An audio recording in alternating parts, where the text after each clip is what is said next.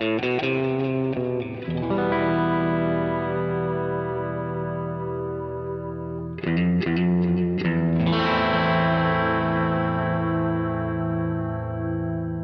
listening to Mark of the Maker.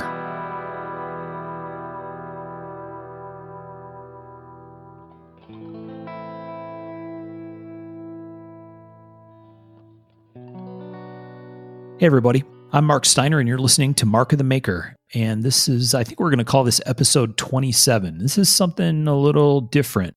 We're right around the corner from Blade Show, so we're only about a week away or so from Blade Show. By the time we get this published, it'll be less than a week. Last year, we put out an episode a little bit earlier than this, but about a year ago, about show etiquette. We got great response to that. It ended up being, it had a fair bit of viral spread to it, meaning lots of folks latched onto it and helped us get the word out about how to act at a show, especially for folks that have never been, and maybe some reminders for folks who are show veterans. And so we're going to call this one Show Etiquette Remixed, and we'll explain what that means here in just a minute. So let me make sure we got everybody with us. Mr. Sean Kendrick, are you here? Hey. All right. And we have knife maker Tom Crine. Yes, sir. I'm here. All right. I'm not going to say knife maker because he won't know who I'm talking about. Mr. Michael Birch, you with us? Ahoy, hoy. Good Lord. All right, folks. So what that is, that's the sound of a soul about to crack a week before Blade Show. That is correct. We got more than a week. Yeah, okay. Yeah, I don't know what you're saying there. Come on, we have exactly a week. No. A week and a day, maybe? It's the 7th, right? You're not going to leave on Friday morning. You got to be at the show on Friday morning. It's 2 weeks, man. Oh, okay. 2 weeks. So 2 weeks. Oh, my gosh. I'm checking my phone. What's a death clock say? No, you're right. Dude, I just had a heart attack. I was like, I've got this. I'm on track, but I thought I had 2 weeks. And then, Mark, what are you doing to me? Okay. Sorry. 2 weeks. Yeah. Whew. Okay. So, like I said, this is going to be like a little show etiquette remix thing. So what we're going to do is we're going to talk for a couple minutes, talk about a couple of things about this particular year's Blade Show, reminders about some things, a couple of things that we didn't hit last time we did this about a year ago. And then we're going to switch you right on in and give you episode 11, a remastered version of episode 11, hooked right onto this. So for folks that haven't been to a show before, Blade Show oftentimes is the first big show that people do. Mostly because it's the world's largest knife show. I think that's safe to say. I think I heard from Mr. Shackelford that there's maybe right at or just shy of 1,000 tables this year. Dang! Wow! Something like that. Something crazy, or people exhibiting, or something. Yeah, I think that's what it says on the website. I saw that. Yeah, super massive mega show. So this is the first show for lots of people, and there's some things you got to know if you've not been to a knife show before. It really will help you to listen to the remainder of this episode, which will give you some new things and then some reminders and then our whole episode 11. But we got lots of great feedback about that when we put it out a year ago. So for anybody who's new to the show, definitely hang on here and check it out as we hand off into it. For people that already listened to episode 11, I listened to episode 11 again today, and there was a bunch of stuff that I completely forgot us talking about. So if nothing else, it's a fun episode, even if you've already listened to it before. So Show Etiquette Remix. That's the concept anyway. Okay, so let's talk about a few different things. Beep beep lotteries. We're going to explain for people that aren't familiar as the show we get into the rerun part of the show here, what a beep beep lottery is. It's basically a text message lottery, but they're designed so that you can go enjoy the show. And Tom, you want to talk a little bit about that whole beep beep thing and what the good parts about it are and why people should like it?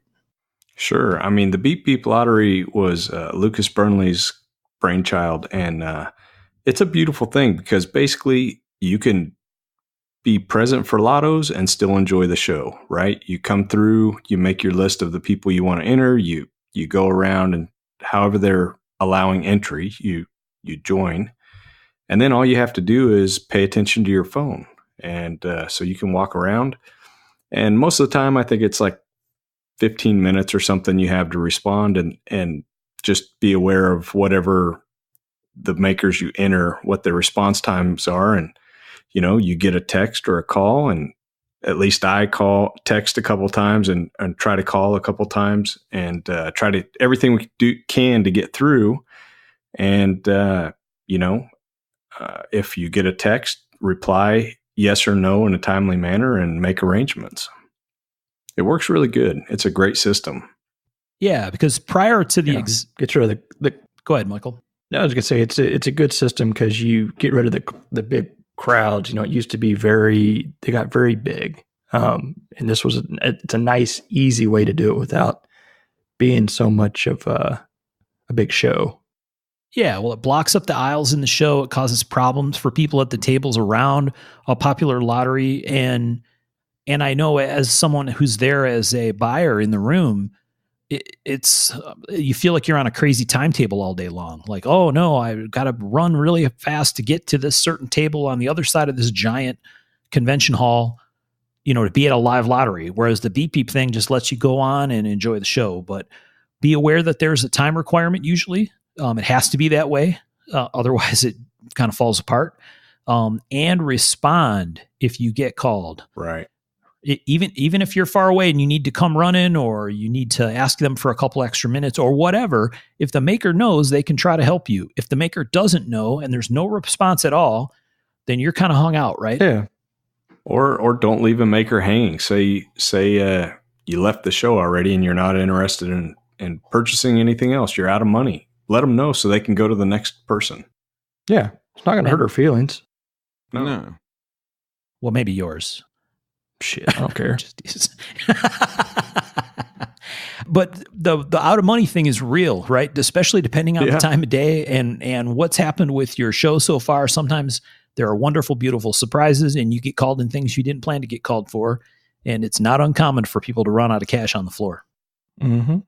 All right. So Tom alluded to another aspect of this. Last year, the whole entry process to the show changed.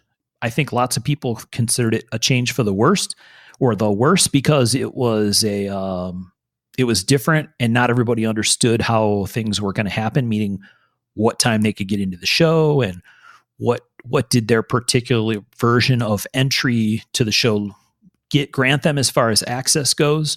So last year it was different. And while we're not going to try to explain what Blade Show's doing this year, you should know that it's different again this year. And I think that's trying to respond to the problems that they had last year and a bunch of upset people. So they're trying to make it better this year. But when you go to pick up your Blade Show pass, if you've purchased your tickets in advance, make sure you ask questions about when you can get into the show.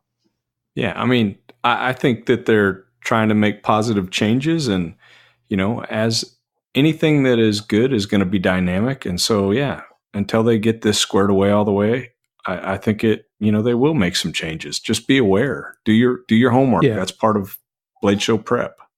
Do it now and do it when it gets closer. Because Tom was saying earlier that some of the tables have moved around and shifted a little bit. So where you have it written down now may not be where it is at the show. So just kind of keep an eye out and keep checking in on your favorite makers. Yeah. And most makers that are exhibiting are gonna post a schedule. At least I'll have a schedule up, Thursday, Wednesday, Thursday, somewhere in there, and be aware of how they sell. Like I don't set up or sell on Saturday. My stuff's all going to be Friday. So just do your research once again. Yeah, most of the makers that you enjoy are going to have either a Facebook group, or an Instagram page or some sort of way, or USN or whatnot, or to let you know what their schedule is going to be.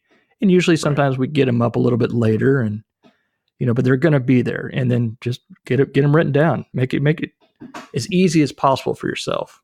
Yeah. One of the things folks are going to hear if they haven't listened to the original episode 11 previously, they're going to hear maybe one of the first things we talk about is make a plan. And that's really true, right? This is a super overwhelming experience and we can't emphasize it enough. Make a plan, follow your favorite maker, talk to your favorite maker or whatever, understand what they're going to do. And chances are most of them are doing something different. Some guys are going to split stuff up between the 2 days, Friday and Saturday. Some people are going to do stuff all on one day or the other. Some people are going to do first come, first serve one day and lottery the next or whatever.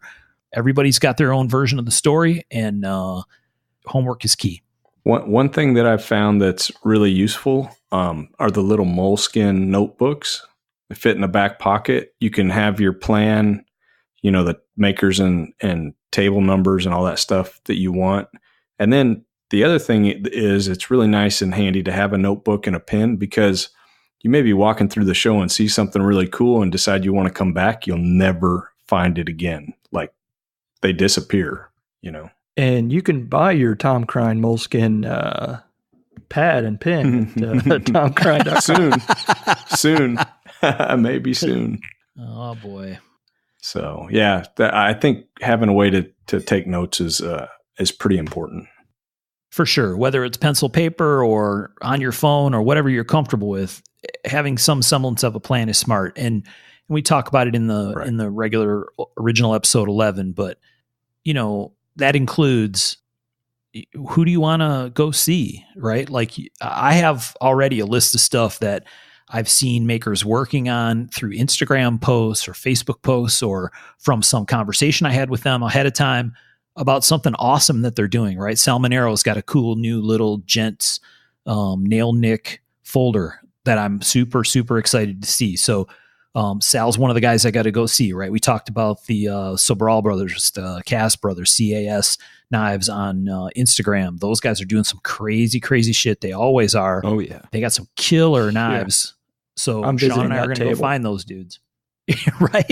Right. So there are things where, at least with me, I'll forget by the time I get to the show floor and in the fray and talking to my friends and maybe having a couple things to drink, whatever, and I'll forget a bunch of stuff. And then on the way home, I'm going to be sad because I missed checking out some cool thing. Too many ice cold waters. Too many ice cold waters. That's right. I'll be too deep in the Snapple, Tom. I won't even know what day it is. I didn't know what day it was this week, man. So yeah, well, neither did I, apparently, when I thought we were further out or closer to Blade than we are. I just thought that was a elaborate dick move. I was like, man, trying to mess with us. They call that the long con. Ugh. Yeah, that's the best one. The best kind. All right, Sean, you wanna hit on another one here? Yeah. Can't state enough, wear your badge. If you have a badge from one of the various internet groups or any other group, wear it. Identify yourself. It'll make the people who want to meet you, it'll make it easier for them to identify you and find you. If the people are wearing badges, it'll make it easier for you to find them. Just wear your badge. For sure.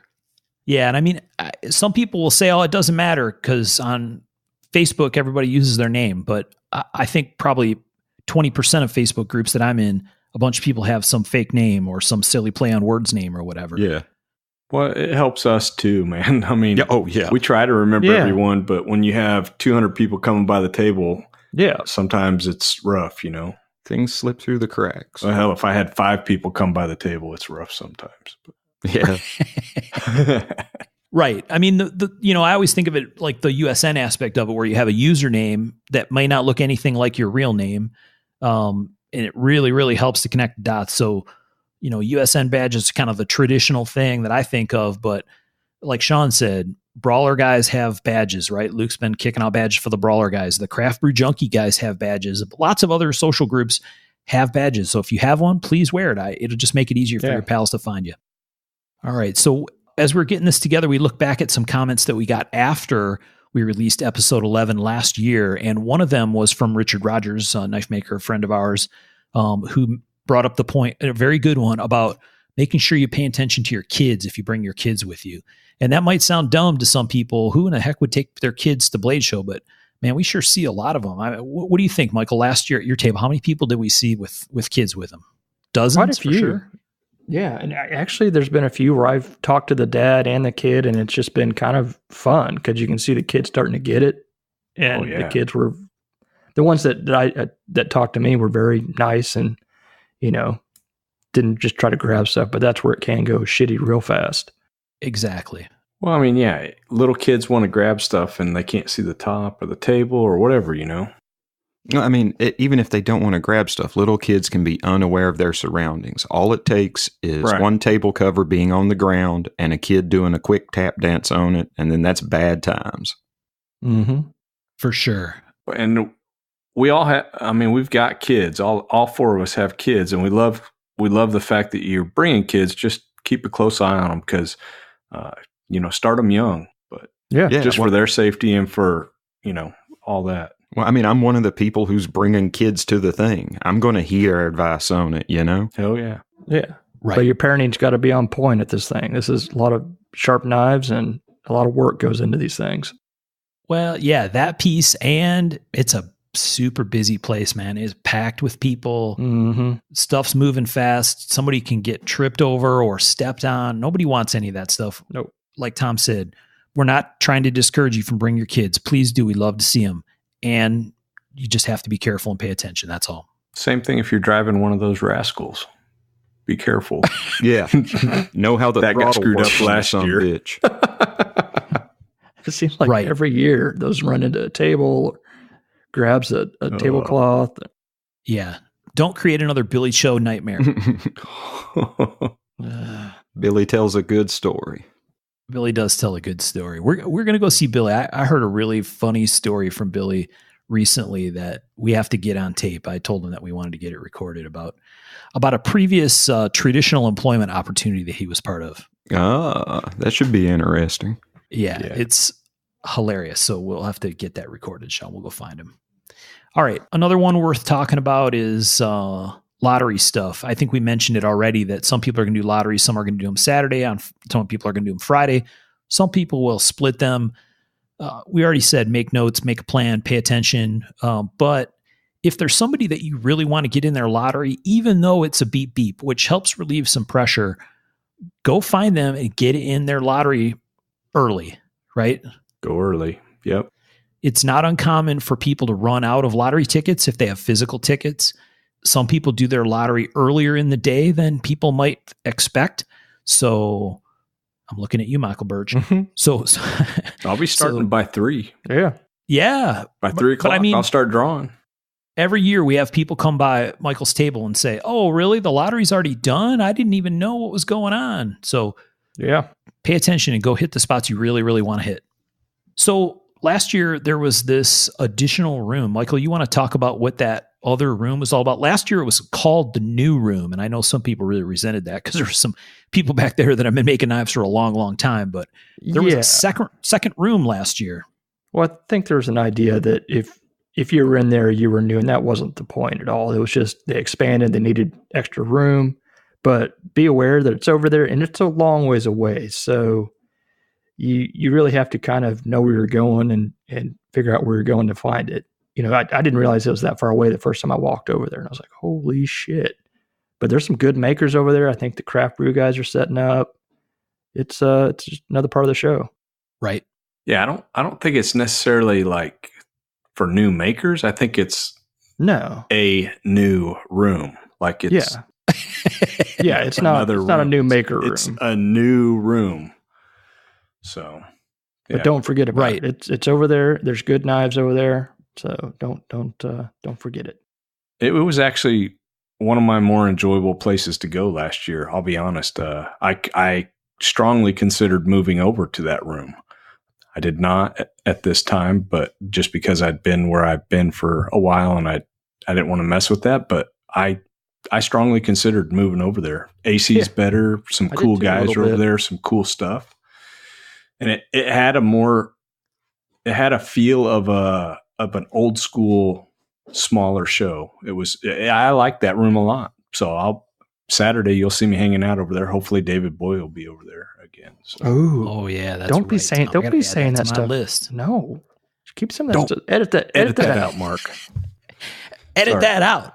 I forgot about that. I'm writing that down too. I'll get me a basic and a heartbeat. Yes, I'm going to get him to sign a book. That's exactly what I was thinking. Tom. That's the thing I regret most last year was not getting a David Boy signed knife making book. Thanks for letting me know he was there. Yeah. So we had people last year after the show was over or even at late in the day on Saturday or whatever, come up to us and say, "What? New room? What are you talking about?" Because we had asked people their thoughts about this second room. And there were a whole bunch of people that didn't even know there was a separate room. Now, when we say separate room, at least last year, I don't know what the arrangement's going to be this year, but last year it was no shit. It was a separate room. Like you had to go back out like you were leaving for the day.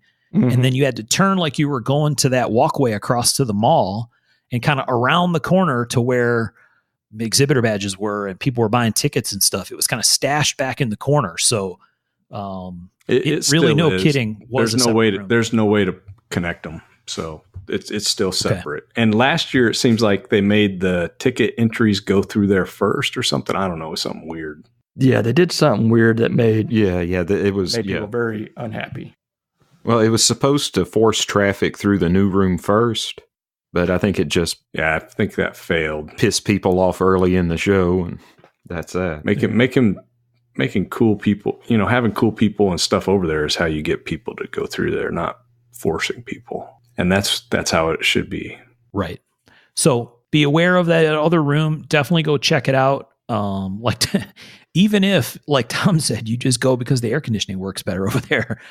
It is an interesting room. And that's a great description, Tom. I had the same feeling when I was in there going to see Brian Efros and the craft brew guys over there. Right. It feels like a little show, right? Like it feels like a little brother to New more York intimate or something like that. Yeah. It was nice. I liked it. And I think we talked to some people that were in that room, and some people didn't like it because they knew that people weren't coming over there.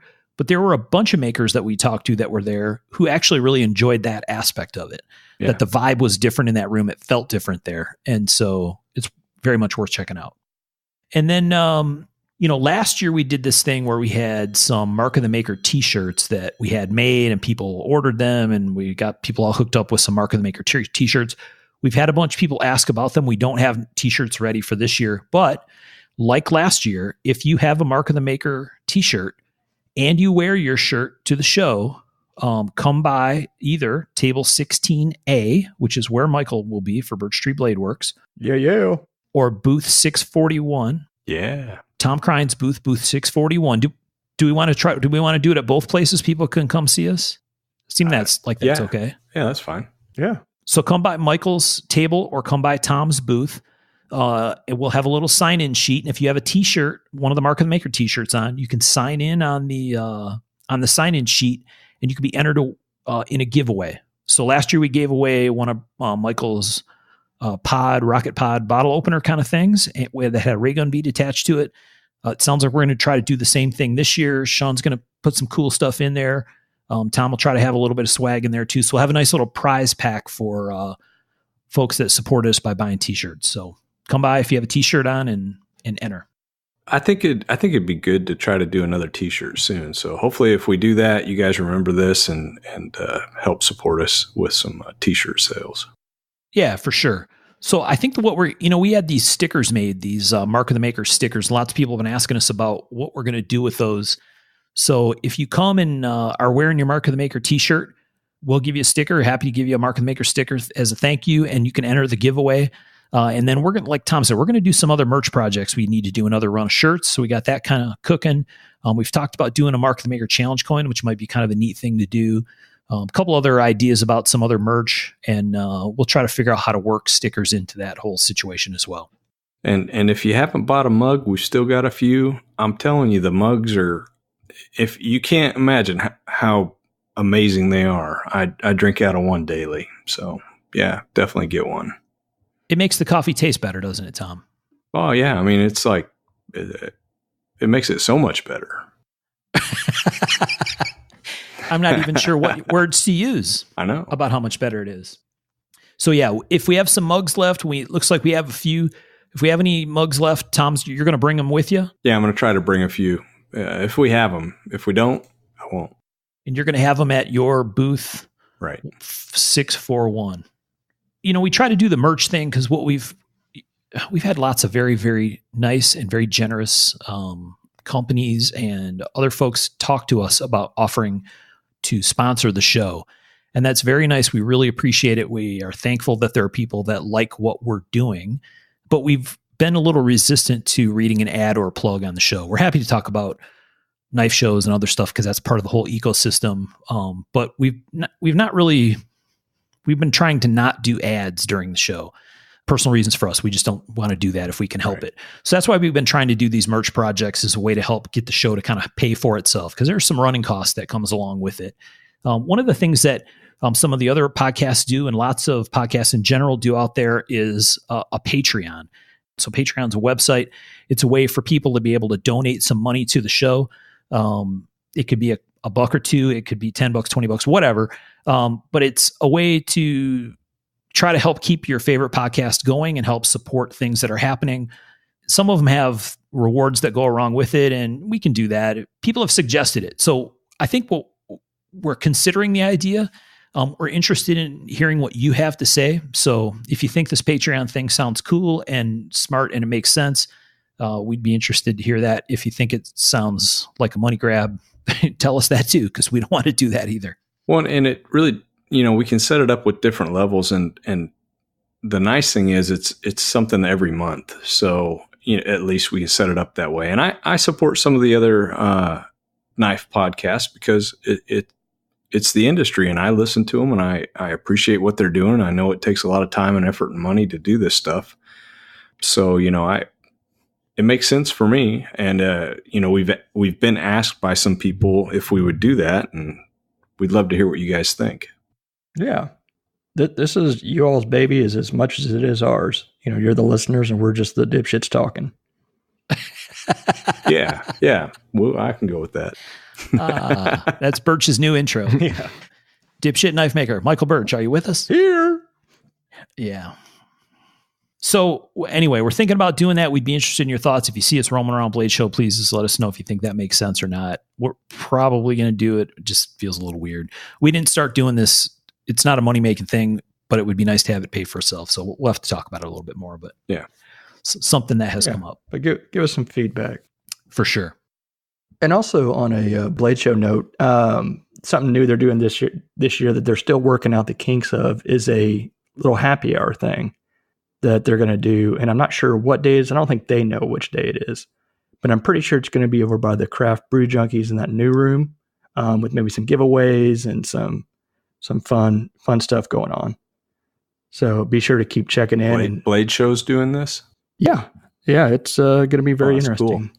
Yeah, for sure. Yeah. I don't know all the details yet. I don't think they quite know yet, but I think they're just trying to make it even more exciting. One of the things that we talked about in the wrap-up show last year after Blade was some of the differences in the pit in the evening that the hotel and the environment had kind of tried to embrace the show a little more, realizing the fact that people tend to go to dinner and then come back and hang out and have some beverages together down in the pit, right? Because there was a brewery there, if I remember right. Yeah, they had games out, cornhole, and a bunch of other stuff. That was pretty badass. I like seeing that. Yeah, it's very cool. Yeah. So yeah, it sounds like maybe Blade Show itself is trying to get in on a little bit of the pre-party kind of thing, maybe, right? With the happy hour. Yeah, file that in the file marked "It's about time." Yeah. Mm-hmm. Well, very cool. All right, you guys have anything else you wanted to add to this whole thing before we dish it over to the Show Etiquette episode 11? Yeah, man, I want to touch on something. Don't run on the show floor unless it's a fucking emergency. Yeah. There ain't nothing worth smacking people around and being an asshole for. If you need that knuck or knife or what the fuck ever that bad, you shouldn't have come to the fucking show because you're hurting. Well, somebody's angry. Well, yeah, man, some dipshit took off running and smacked Rachel with his backpack last year. And if I could have caught the fucker, I would have clotheslined him. Yeah. Because there was no sense in it. And I know it was for a fucking lottery because his other 9 buddies was running along with him. Yeah. Yeah. It falls solidly into the category folks are going to hear about don't be a dick, right? Yeah. I mean, remember just a little awareness. I mean, shit. Yeah. That could be our next shirt. Don't be a dick. Yeah. You remember those? Yes. Those were great. Yeah. No, very good point, Sean. Consideration for the people around you. I mean, that's the ultimate thing, right? We talked last year about backpacks and other stuff, and this is just kind of extension of some of that, right? Is maybe in general, that's a very good point to bring up anyway, is most people are going to travel some distance to come to this thing, right? Some people come from the other side of the planet to come to this thing. This is a 12-hour drive from where I live. So, it's a journey to get there. It's about enjoying it. So, some people get really sad if they don't get called in a lottery or if they miss the first come, first serve or whatever. But just remember that this thing could be a lot of fun if you let it be, right? So, don't go knocking people over. Don't be an asshole. Try to enjoy yourself because it really is an enjoyable experience. Oh, yeah. All right. So again, Tom Crine Knives is going to be at booth 641, and you're going to be there on Friday, right, Tom? So people need to come see you Friday. Friday and Sunday. Saturday, I'll be walking around. And then, Michael, you're at table 16A. So Michael's table's right on the end of the row at 16.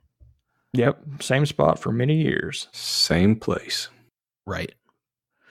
And then Sean and I will be your roving reporters. We're going to have the microphone out. I think Friday, what do we decide, Sean? Friday's our plan. We're going to go see some stuff, and then maybe Saturday we're going to see if we can record some things. Yeah. And hey, if you see us on the show floor, say hey, stop and chat with us, man. That's why we're there. We want to talk knives. If you want to talk knives with us, don't be shy. Absolutely. Mm-hmm. Yeah. And if you saw something awesome or a new maker or a particular piece that's amazing, we'd love to hear about it. You know, we did a wrap-up show last year. I'm not sure if we're going to do one this year or not, but if we do, we'd be happy to talk about some cool things that we saw. I'm sure at some point we're going to talk about cool things that we saw anyway.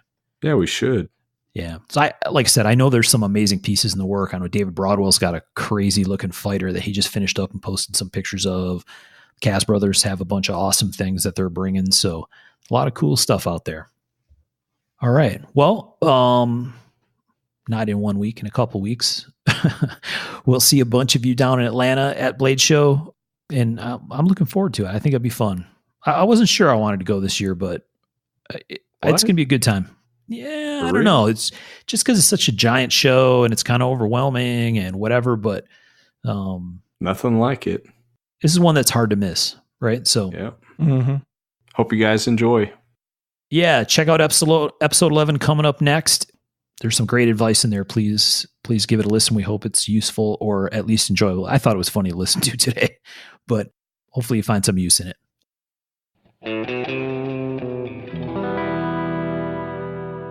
You are listening to Mark of the Maker. Thank you for tuning in to this latest episode. I'm Nick Rolfe, and it's my pleasure to introduce these gentlemen of the podcast, Tom Crine, Michael Birch, Sean Kendrick, and the host, Mr. Mark Steiner. Enjoy the show. That's awesome. How cool was that? That totally caught me off guard. There you go. I thought you were using some sort of weird voice box. No, that's the real deal. That's our pal, Mr. Nick Rolfe, giving us the proper read-in for the show. So high five to Nick. Thanks, Nick. Can we hire him and fire Mark? Probably. He's probably a little more expensive than I am, though. I'd say so. So yeah, very cool of Nick to take a couple minutes and help us out with a little show intro. Super pro style. Heck yeah. Mm-hmm. Okay, so this is episode 11, and we're going to talk about knife show etiquette. And we wanted to get this done before Blade Show so that it's kind of out there and folks can listen to it. And, this knife show thing is a very social experience, but there's also business that's happening at the show. That's kind of the whole point for the makers, the primary point anyway. And then there's social stuff as well. And there's some good things to talk about because sometimes there's people that haven't been to a show before that have questions about how exactly does this work. Other times there's people that do go to shows that don't pay attention to these things that probably should, and some combination of the two. So anyway, that's what we're talking about tonight. You guys got anything to add before we kind of get rolling on this thing? Not really. Looking forward to this one. It should be interesting. Yeah. Try not to go off any rants. Let's roll it. All right. We'll try. Yeah, we'll try. Okay. And you just heard from everybody. So Tom Crine, Michael Birch, Sean Kendrick, and we're all here doing this thing. So and anyway, Nick is not actually here. No, he's not actually here. Unfortunately. Sadly, he's not. Unfortunately. Okay, so let's start this whole topic, knife show etiquette. So when, Blade Show's coming up, right? It's not very far away, and that makes Birch sweat when I say that. We're only, 2.5 weeks out? 2 weeks out? Yeah, I think so. Maybe less than that. Yeah, I think I leave 2 weeks from tomorrow. 2 weeks. So we have 2 weeks.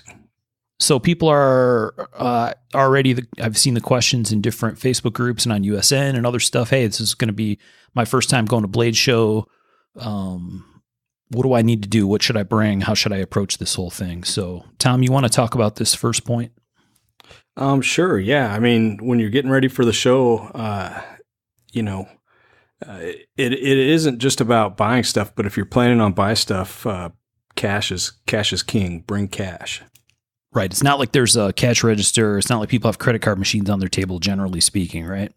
Right. And the ATM that's in the little mini mall gets wiped out pretty hard. And I think you can only pull like 300 a day or something out of it. I don't know. But yeah, cash is king. You know, some makers will take PayPal. I take PayPal. If you can use a credit card through PayPal, I'll take that too. But, you know, using a credit card at the show is actually getting harder for us. I don't know about you, Michael, if you've looked into getting like a Cube or any of that, but they're totally anti-knife company. I've tried 2 different companies and was rejected because I'm a knife company. I've never tried. I've stuck with, you know, I'll do PayPal if somebody, you know, that I know or whatever, you know. But yeah, cash does most of it. But I mean, there's also companies there, like larger companies that will do the credit card stuff for more production type stuff. I mean, a lot of this is based off of us as custom makers and our, you know, knowledge of it. So the short answer is if you're coming to buy custom knives, you should bring cash. And you probably should bring more than you think you need to bring. I've seen people ask that question before. How much should I bring? And my answer always is bring all of it. Right. Because you might go to Blade Show and get skunked. You might go to Blade Show. My son and I, we went when the first year we went, actually, we got pulled. Like, I think I brought home 11 knives. Wow. Between the two of us. It was crazy. Now, the funny part was we got called last in every lottery that we were in. So that was pretty funny. When we did buy a couple knives off the table from folks, they weren't lottery pieces, but we brought home a whole bunch of knives that year and we spent all the money and a little. So bring all the money. Wow. That's pretty awesome. And obviously don't bring like house payments, stuff like that. You know, no knife is worth going over your, you know, bills and stuff like that.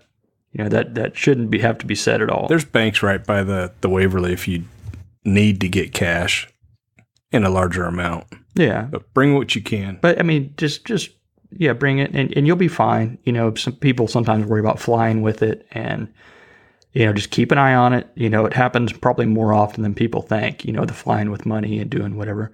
But obviously keep it to yourself. Don't post photos on. Don't flash it. You know, social media. I don't understand why people do that. Hey, I'm getting ready to go somewhere. Here's a big wad of cash. You know, don't do that. Yeah. People get killed for a lot less. For trouble. If they don't know you have it, it's good. And I've flown with a lot of cash over the years. And when you're going through, I have it in something and I'll stick it in my bag when it goes through, and I've never been stopped. And I've had $10, $20, $30,000 in cash. And if they do want to question you about it, you know, ask, what are you laughing about? I just talked about don't saying shit. Don't put shit on social media, and you're telling a podcast. Nobody jacked Tom after the show, okay? Everybody knows that we have cash unless we go to the bank. But the thing is, I don't know what you're talking about. The thing is, don't flash it in the airport. Yeah, don't. You know, I mean, and if they are gonna question you or want to know, ask to go in a private screening area. You know, don't let them open up your bag right there in front of everybody. Don't make it rain on the TSA agent. They don't think it's funny. Bad idea. They have no sense. No, man, if the pat down's right, you may drop a couple bills, you know. Well, that's when you give it a crisp fold. That's A different. real artist likes to see some appreciation for their work. And Sean says, and just for the record, I don't care if you bring the car payment or the house payment, man. Exactly. Bring it all. If somebody ruins their life to get one of my knives, I'm a little flattered. Yeah. It's an accomplishment. Makes a knife that much more special. Oh man, Exactly. Very nice. And that kind of carries on to, I mean, just doing homework and stuff. Yeah.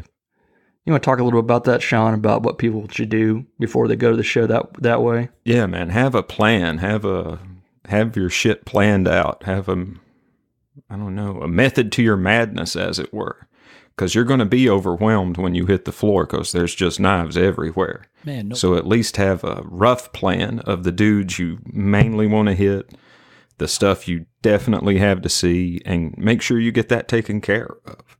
it feels like an explosion when you walk in that door. At least it did to me. Yeah. It still does. You walk in there and it's like kaboom, knife. It's so universe. big. It's such a big space. I still get vertigo when I walk in.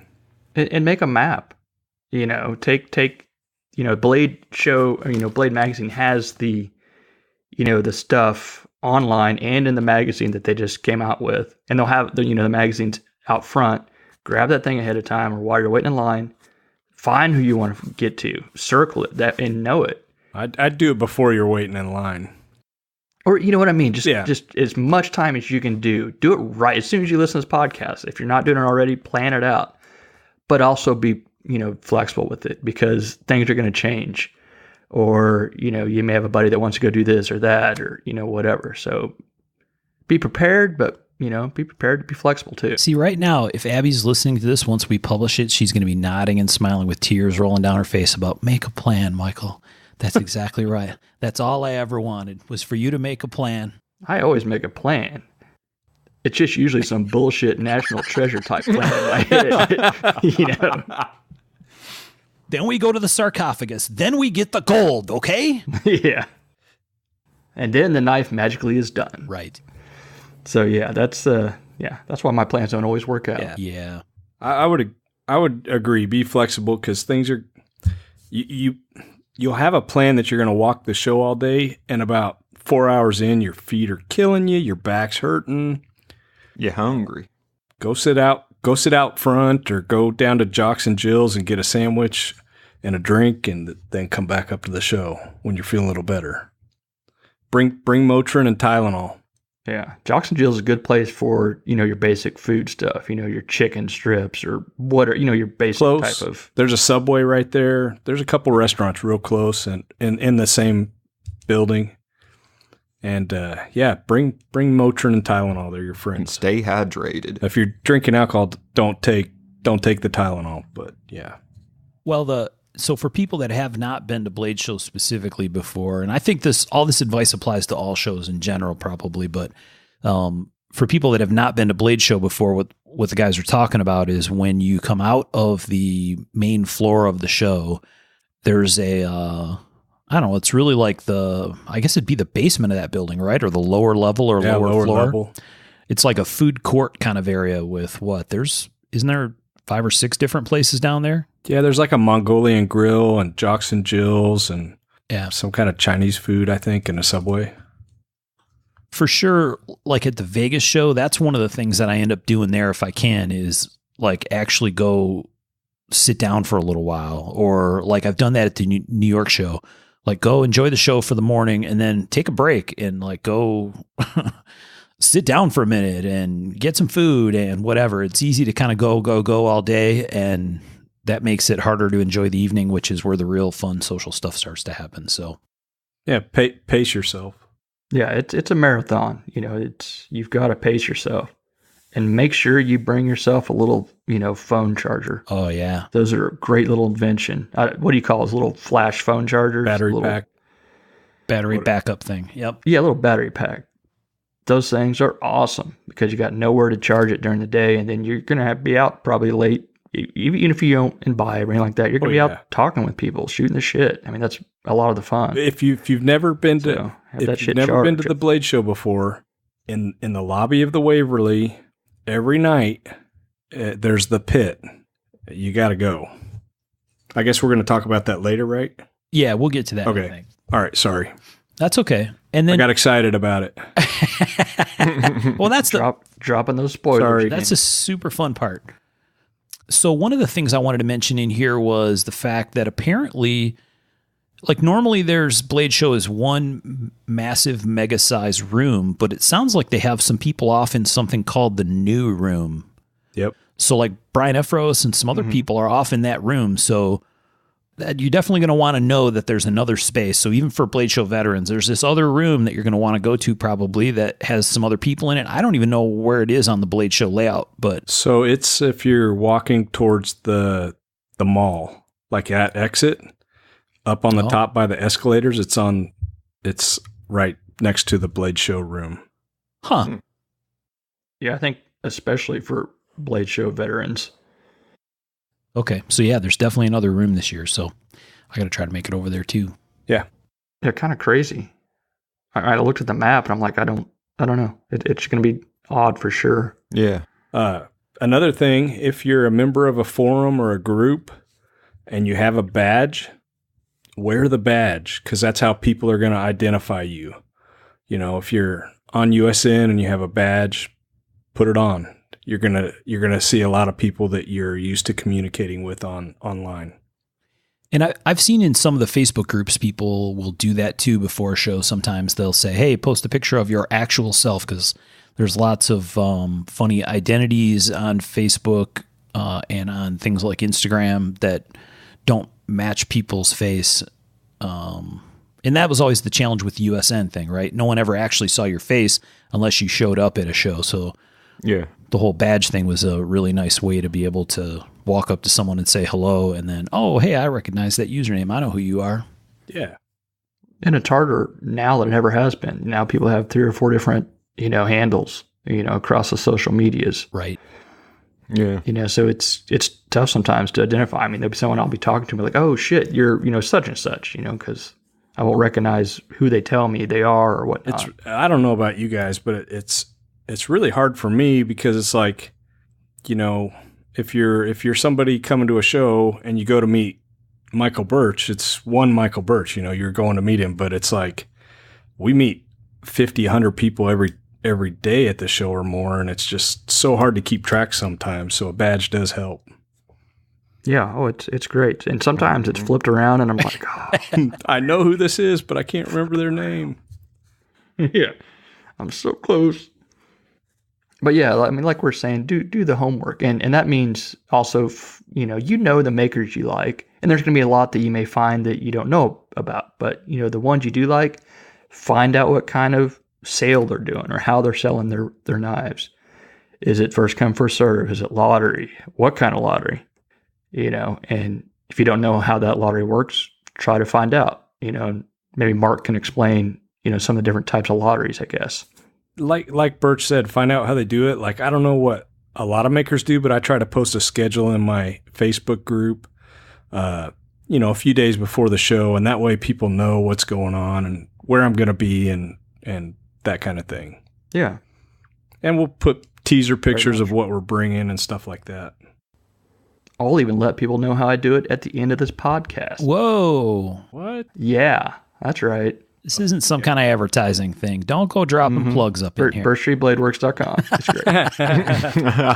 great. So I mentioned this on a previous show, and someone actually brought it up in one of the Facebook groups. I used to keep this thread on USN that was in the knife show section for Blade Show, Gathering, sometimes New York Show, where I'd kind of gather all the info, because a few years ago, it was normal for people to do a lottery that was a live lottery. Like, hey, I'm going to draw names at 3:00.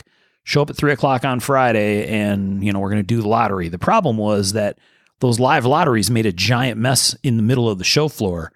So there would be, these guys next to someone who isn't having a lottery, right? Like a traditional knife maker or a fixed blade maker or somebody that wasn't as busy.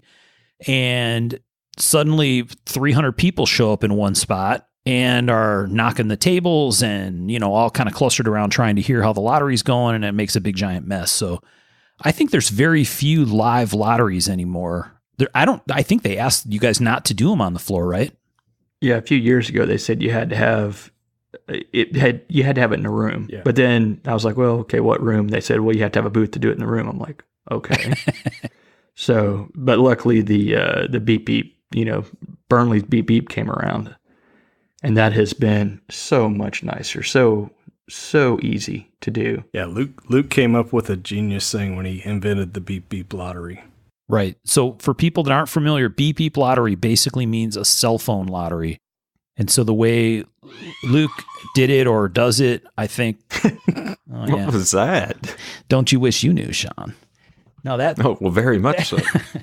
That's Amy watching Tiger Game, and they must have actually scored a run in the other room, which is very unusual because they were getting their asses kicked a couple minutes ago. So, anyway, the beep beep, solid cover story.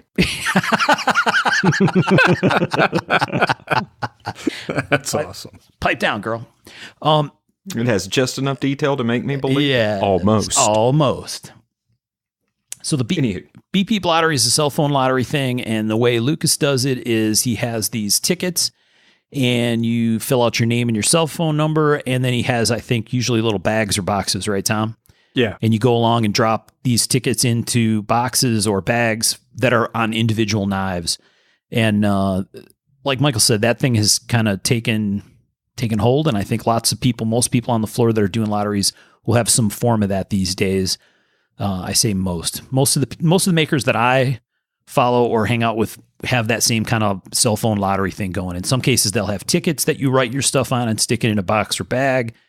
In some cases, we use these little notebook looking things where you just write down your name and cell phone number in the book. And there's a number next to where you wrote your name down. And then, it gets drawn and you get a text message. So the good part about that is it doesn't jack up your whole show. I mean, I remember going to shows, and one of the reasons I would keep those threads on USN, to be honest, was because I wanted to know where I needed to be at what time.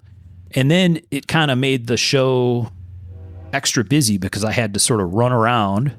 And when I wasn't waiting for the train, I had to run around at certain times a day to be in certain places. And if you happen to miss one because you were busy talking or looking at stuff or checking things out, you basically miss a lottery opportunity and you might get called and not be there, which really, really sucks. So the cool part about the Beep Beep is you go by, see your favorite maker, you say hello, shoot the shit a little bit, enter in their lottery, and then go about your show. And if you get a text message that says you won, then you won.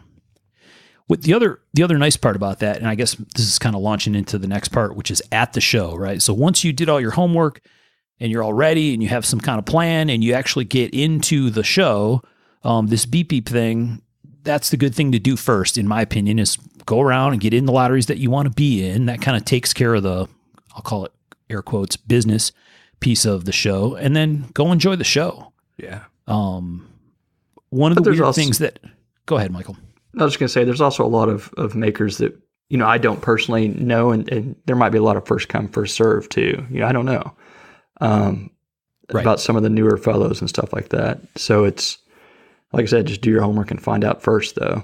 But yeah, you have time on the Beep Beep. Usually they don't start till, in the afternoon, at least on that first day. But yeah, do your homework. Find out first, though. And don't enter more lotteries than you have money to cover. Yeah, there you go.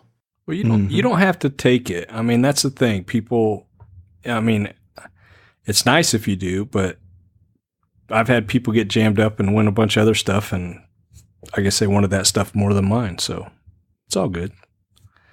That's the beauty about the Beep Beep. You just call somebody else. Well, for me. Yeah, and yet I think this experience is very different, right? Like I was at the Emerson Lottery once upon a time and got called, and the Emerson Lottery thing is in its own room. There's a band. It's a whole thing. It's a very big event. And it's, as a buyer, it's a ton of pressure. It feels crazy when you get called because there's a bunch of people. Yeah. You go up to the table, and to be honest, it's hard to think. It's like a stress situation, right? It's like, I don't know which one to pick. And, okay, so that's really exciting. It's a good adrenaline thing, but it kind of sucks because you might end up, I've seen people pick a knife and then afterward they're like, why the hell did I pick this knife?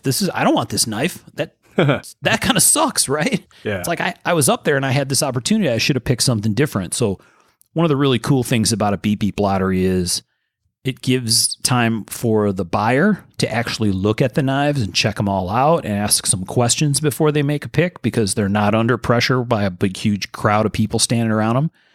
And Michael's talked about this before, it gives the maker an opportunity to actually talk to the customer instead of, okay, that's yours, set it aside, come see me in a few minutes so we can make payment and get this thing done, right? Yeah. Okay, it can be a little more personal experience.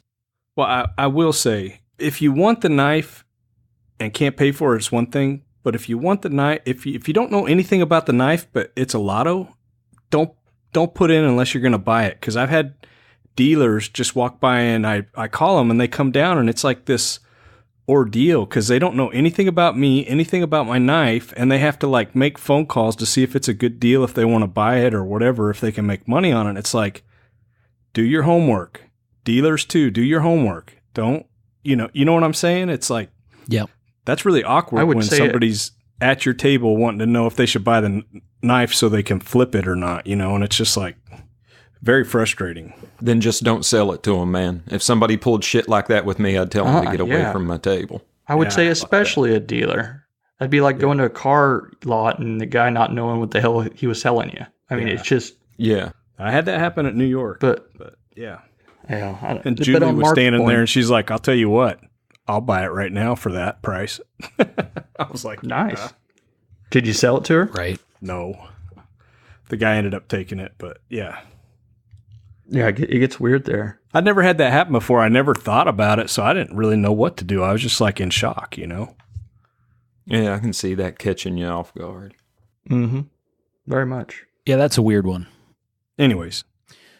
So kind of back to this whole thing, right? So you make a plan, you get all ready to go, you bring all the money, you got your badge on, you go to the show, there's going to be a big long line, right? So to get in the door, usually there's a big long line. It's always 800 degrees on the show floor, right? Maybe not at first. I've been in there in the morning and it's like, oh, it's actually nice in here. Well, usually then, they don't turn long. the air on until like around noon. Yeah. The turning point is 5 people. After 5 people have gotten into the doors, it's hot. That's when the temperature starts rising. It's pretty crazy. Oh, it goes fast.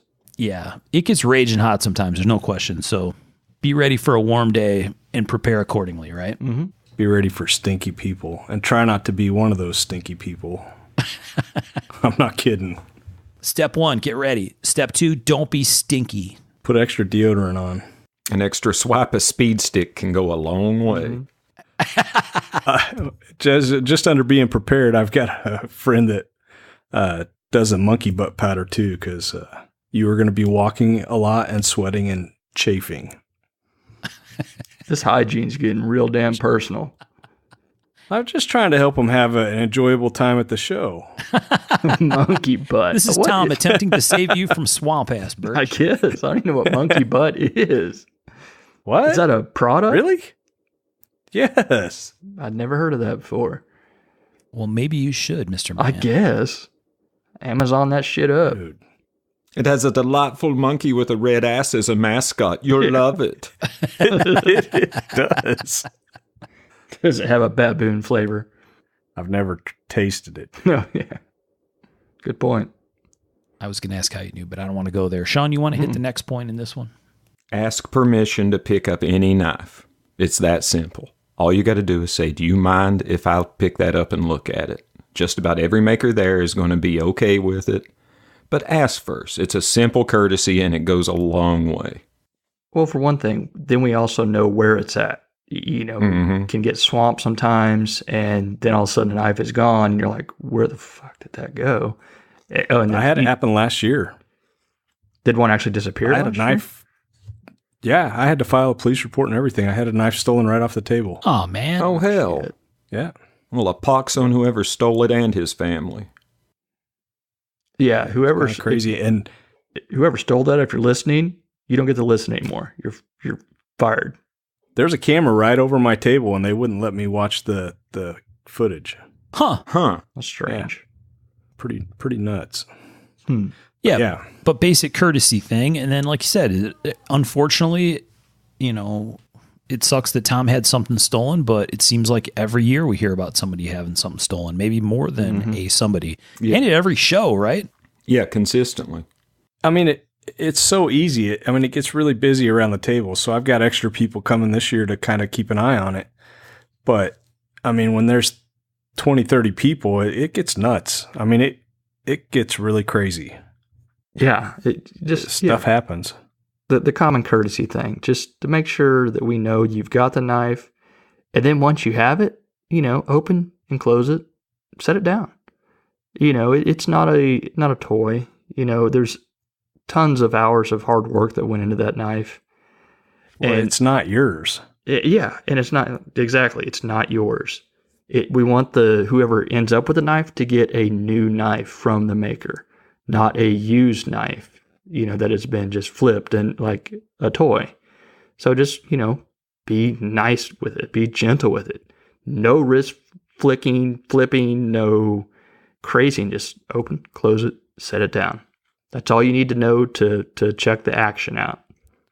And 98% of you guys are doing the right thing, but there's a few of you. Oh yeah, it's just you walk up and you stand there and open and close a knife 100 times while you're talking to us, putting wrist into it every time. It's like, don't do that. If you're one of these guys or ladies that wears a bunch of rings, they look awesome, but they also can mess up our knives. And even if they don't like scratch them or something, if they're silver, sometimes that rubs off on the knife, and then you got a smear of silver on a knife or a gold or whatever, we have to fix. There. Yeah. No, and don't touch the blade with your fingers. And I'm not talking about like closing. I'm talking about like a slip joint. Don't pinch it and open it.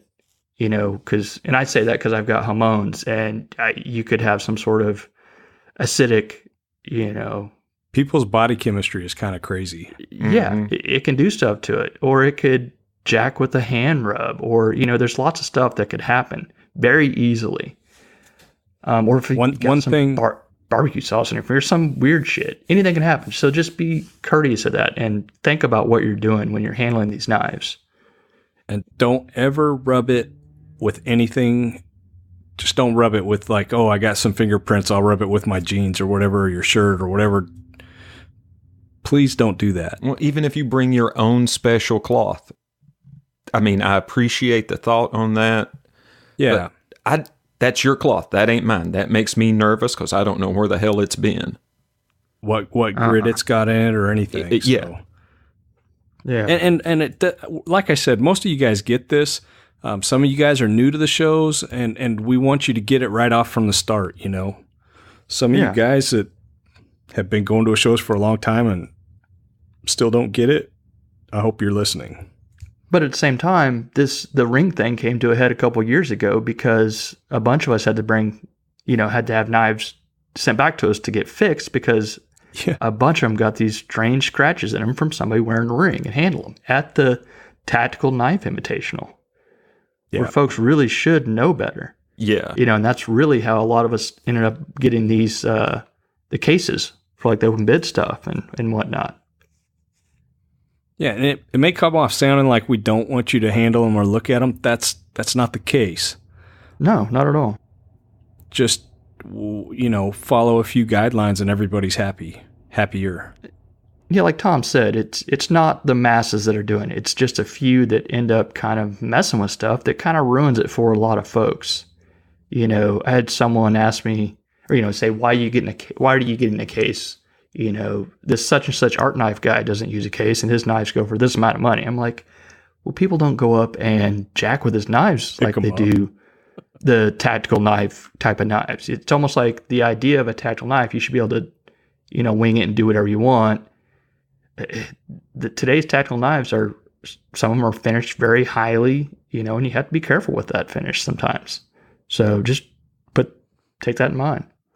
We have to be careful with that until it's yours, and then you can do whatever the hell you want with it. Hell yeah, slam it on the floor. Use it, put beauty marks on it, own it, don't send it to the spa. That's your knife, you put the wear marks on it. Love it. Mm-hmm. Cherish it. Well, it kind of goes back to the basic points of common courtesy, and there's a 99.9% chance it's not going to be your knife, right? So treat it like it's someone else's knife and, be reasonable. Like you said, I've heard that same comment from people. Oh, people don't want you to touch this stuff, or makers don't want you to touch this stuff. No, that's not it. But there is a level of reasonableness that I think is fair to expect. Yes. If everyone treated them properly, hell yeah. It's just the few that sometimes make it hard.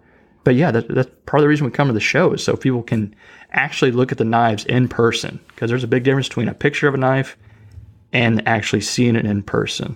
Yep. It can make a knife that you don't like be one you do, and vice versa. Yep. So, Michael, you talked about the case thing. What you're talking about is the little glass box, right, with the mirror on the bottom, with plexiglass around the outside. You want to explain that a little more and kind of You already talked a little bit how you ended up there, but Yeah, basically Marsh was like, Jeremy Marsh said, hey, I've got a line on these cases. And everyone that got them scratched up at TK was like, yeah, I'll take 2 or 3 of those. And now it's sort of the open bid and kind of closed bid knives go in there. And a big part of that is because, those are there longer than the rest of the knives, which is kind of crazy so that's going to be the one that ends up basically got used the most. I'd be there on a Saturday, and that usually my open bid closes around noon on Saturday, and people would come up and just talk and just start flipping the knife, kind of like a fidget type of thing, and playing with it. And I'm like, I put a lot of time in that bid. That's like the best of what I can do right now, and it's just being treated like as a fidget toy kind of. So you had to start kind of putting those under glass to kind of, and it's worked. It works well. They see it that way, and they're more courteous towards it. They look at it and they ask them, check it out, and there you go. Well, and this kind of goes to another point that we wanted to talk about, which is the open bid knives. Like you said, they're usually special materials or some special construction or something else, and they're not a fidget tool or a fidget toy or something to keep your hands busy while you're talking to your favorite maker, right? They're knives that are probably going to end up selling for a decent amount of money. Yeah, and those are sort of more of really, if you're not bidding, it's more for the person that is bidding, because they are paying a ton of money for this, and they should get a brand new knife. Just like the guys getting the other knives, they shouldn't be jacked with.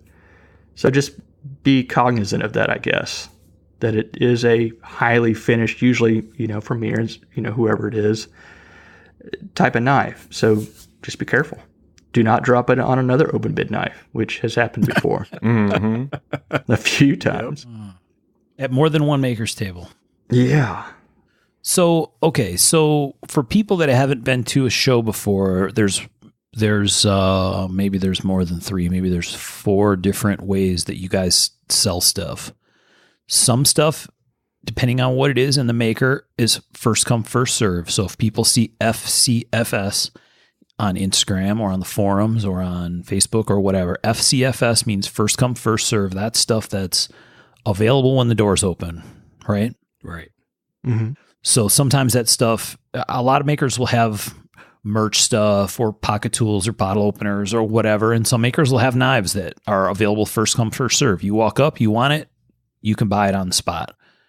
I do my fixed blades that way. Okay. So first come, first serve is kind of the basic way, right? You come in the door, you walk to your maker's table. If he has something available that you want and it's first come, first serve, you can buy it, and great, you got a cool new knife. We talked a little bit about Beep Beep Lottery. There are still a couple people that do a live lottery. I know Pete Carey likes to do his lottery live on the floor, but Pete's not coming to Blade this year. I think we'll see him in Vegas next time. A wedding or graduation or something. Son's getting married. Were I doing Blade, it would be a live lottery. Is that right? Yeah, well, I don't have a cell phone, so that makes the beep beep a little tough. Well, there you go. It would have to be like a road flare lottery or something, or a Roman that candle. Ain't a bad idea. Everybody's walking around with tin cans and strings. Right. You won. Right.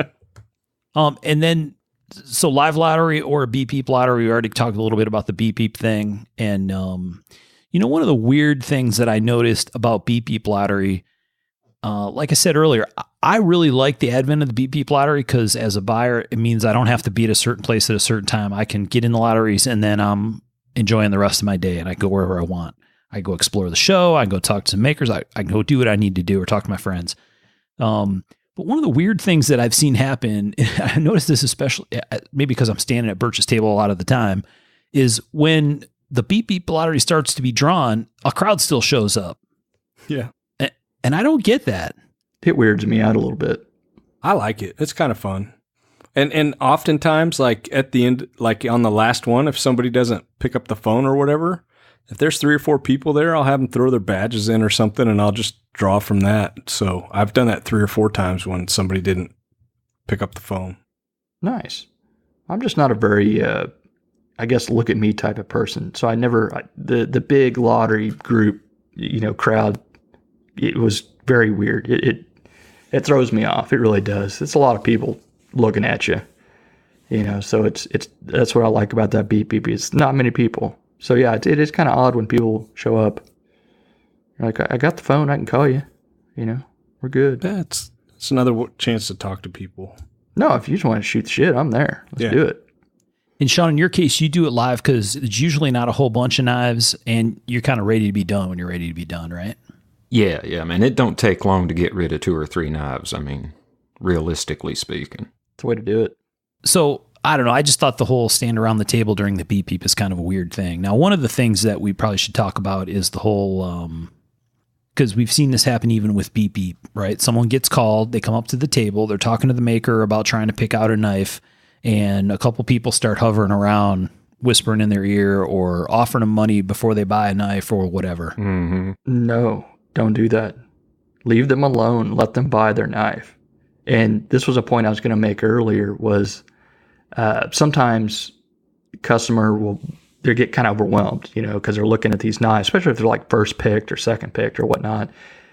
And they kind of just don't know what to do, even when there's not a crowd around. And I've been asked more than once, what knife do I like? And it's not because they don't know my knives or they don't know me. I think they're just curious. So it's nice to actually be able to talk to them and say, hey, this is what I did with this one. This is why I like this one or whatever. So let's let them make their choice. It's not they don't have to rush. That's kind of the fun of this type of lottery. So just out of curiosity, Michael, I'm always at my table. So you just have one pot and then they get pick? Yeah, I do the list thing. Basically they put their name on a list. But there's only one list. Yeah. Okay. And then first come gets first pick and so on and so forth. Okay. Yeah, I do the tickets. So they've already chosen which knives they like and they've entered in those knives. So I usually give like 4 tickets and you can put them wherever you want, or 5 tickets. I like that idea of doing it kind of like Brady did at the Monkey Muster. And I think he quit doing it, where it was like you got a certain amount of tokens and you got to stack whatever knife, Yeah. Which I think is kind of a neat idea. So you can really try to stack your odds in one or spread it out or whatever. Yeah. But I like the simplicity of the book. Sure. And not having to take a bunch of different stuff. But one day I think I'll probably jack around and do something a little more fun, I think. So point being, if someone's at the table trying to pick out a knife, if you're planning as a buyer to offer them some flip money, do your thing. But 1, don't do it while the person's trying to pick out their knife. And 2, don't do it at the table. Right. Yeah. Yeah. That's our place of business, not anyone else's. Right. So if you want to offer someone money for a knife they just bought, don't do it while the maker's trying to run their lottery or make their sales or whatever. Step away a ways, go have your conversation. There's lots of places around the show floor where you can talk, out in the hallway, whatever, but don't do it at the maker's table. Right. Yeah. And truthfully, most of us don't care. If you sell a knife for a bunch of money, that's great. We put the price on our knife that we wanted to get paid for it, and we just got paid that price. And so whatever happens after that is, up to you all. But just do it away from our table. Yeah, a strong secondary market just helps us. I mean, it helps. Yeah. I feel it does. Yeah, no denying it. Oh yeah, of course it does. It's a good thing. Right. It's just a respect for, like Michael described it, place of business thing, right? And I've seen that happen at dealer tables too, where someone has a knife that they won in a lottery or whatever, and they're trying to sell it to a dealer, and someone walks up in the middle of that conversation, standing at a dealer table, and starts making an offer on stuff. And dealers get pissed about that. I don't blame them. I mean, no, yeah, they should. Don't do it in front of my table. Yeah. You want to have a conversation about buying something, go have it, but don't do it in the middle of someone else's place of business. And that's ultimately what the tables are. I think that's important for people to remember. What's about respect? I mean, early on, I can remember I had a customer I was talking to, and I had a dealer walk up to my customer while I was talking to them and say, hey, come over here, I want to show you something, and took that customer from my table, and I about had a stroke. I still can't stand that dealer to this day. Who is it? I'm not going to mention any names. Oh. But after the red lights off, we'll know. Yeah. But I mean, that's the same thing if you walk up and somebody's doing business with, a maker or a dealer. If you interrupt, you shouldn't. That's their place of business. And if you want to do business, they pay a lot of money for go that do it table. somewhere else. Yeah, that's an important thing to remember. What Michael just said. The tables aren't free. They're not offered to the makers as some kind of freebie to get them to come to the show. Everybody that has a table or a booth paid a whole bunch of money. 1, to travel there, 2, for the food to be there, 3, to actually have the table on the show floor, et cetera, et cetera, et cetera. Lodging. Yeah. It's a significant outlay. Yeah. And that's where we get to Tom's favorite type of bag. Are we going to do that now? And Is it that time? we can do it later if you want. Ah, hell, it's segued. Let's do is. it. Do it, Tom. Yeah. Yeah, I thought that was a sweet That was segue. sweet. So yeah, there's a term in the industry, and if you don't know about it, you should. But it's called brown bagging, and I've kind of had an issue with it for a long time. And I guess we need to talk about what it is, and where to do it, and what or where not to do it, and all that kind of thing.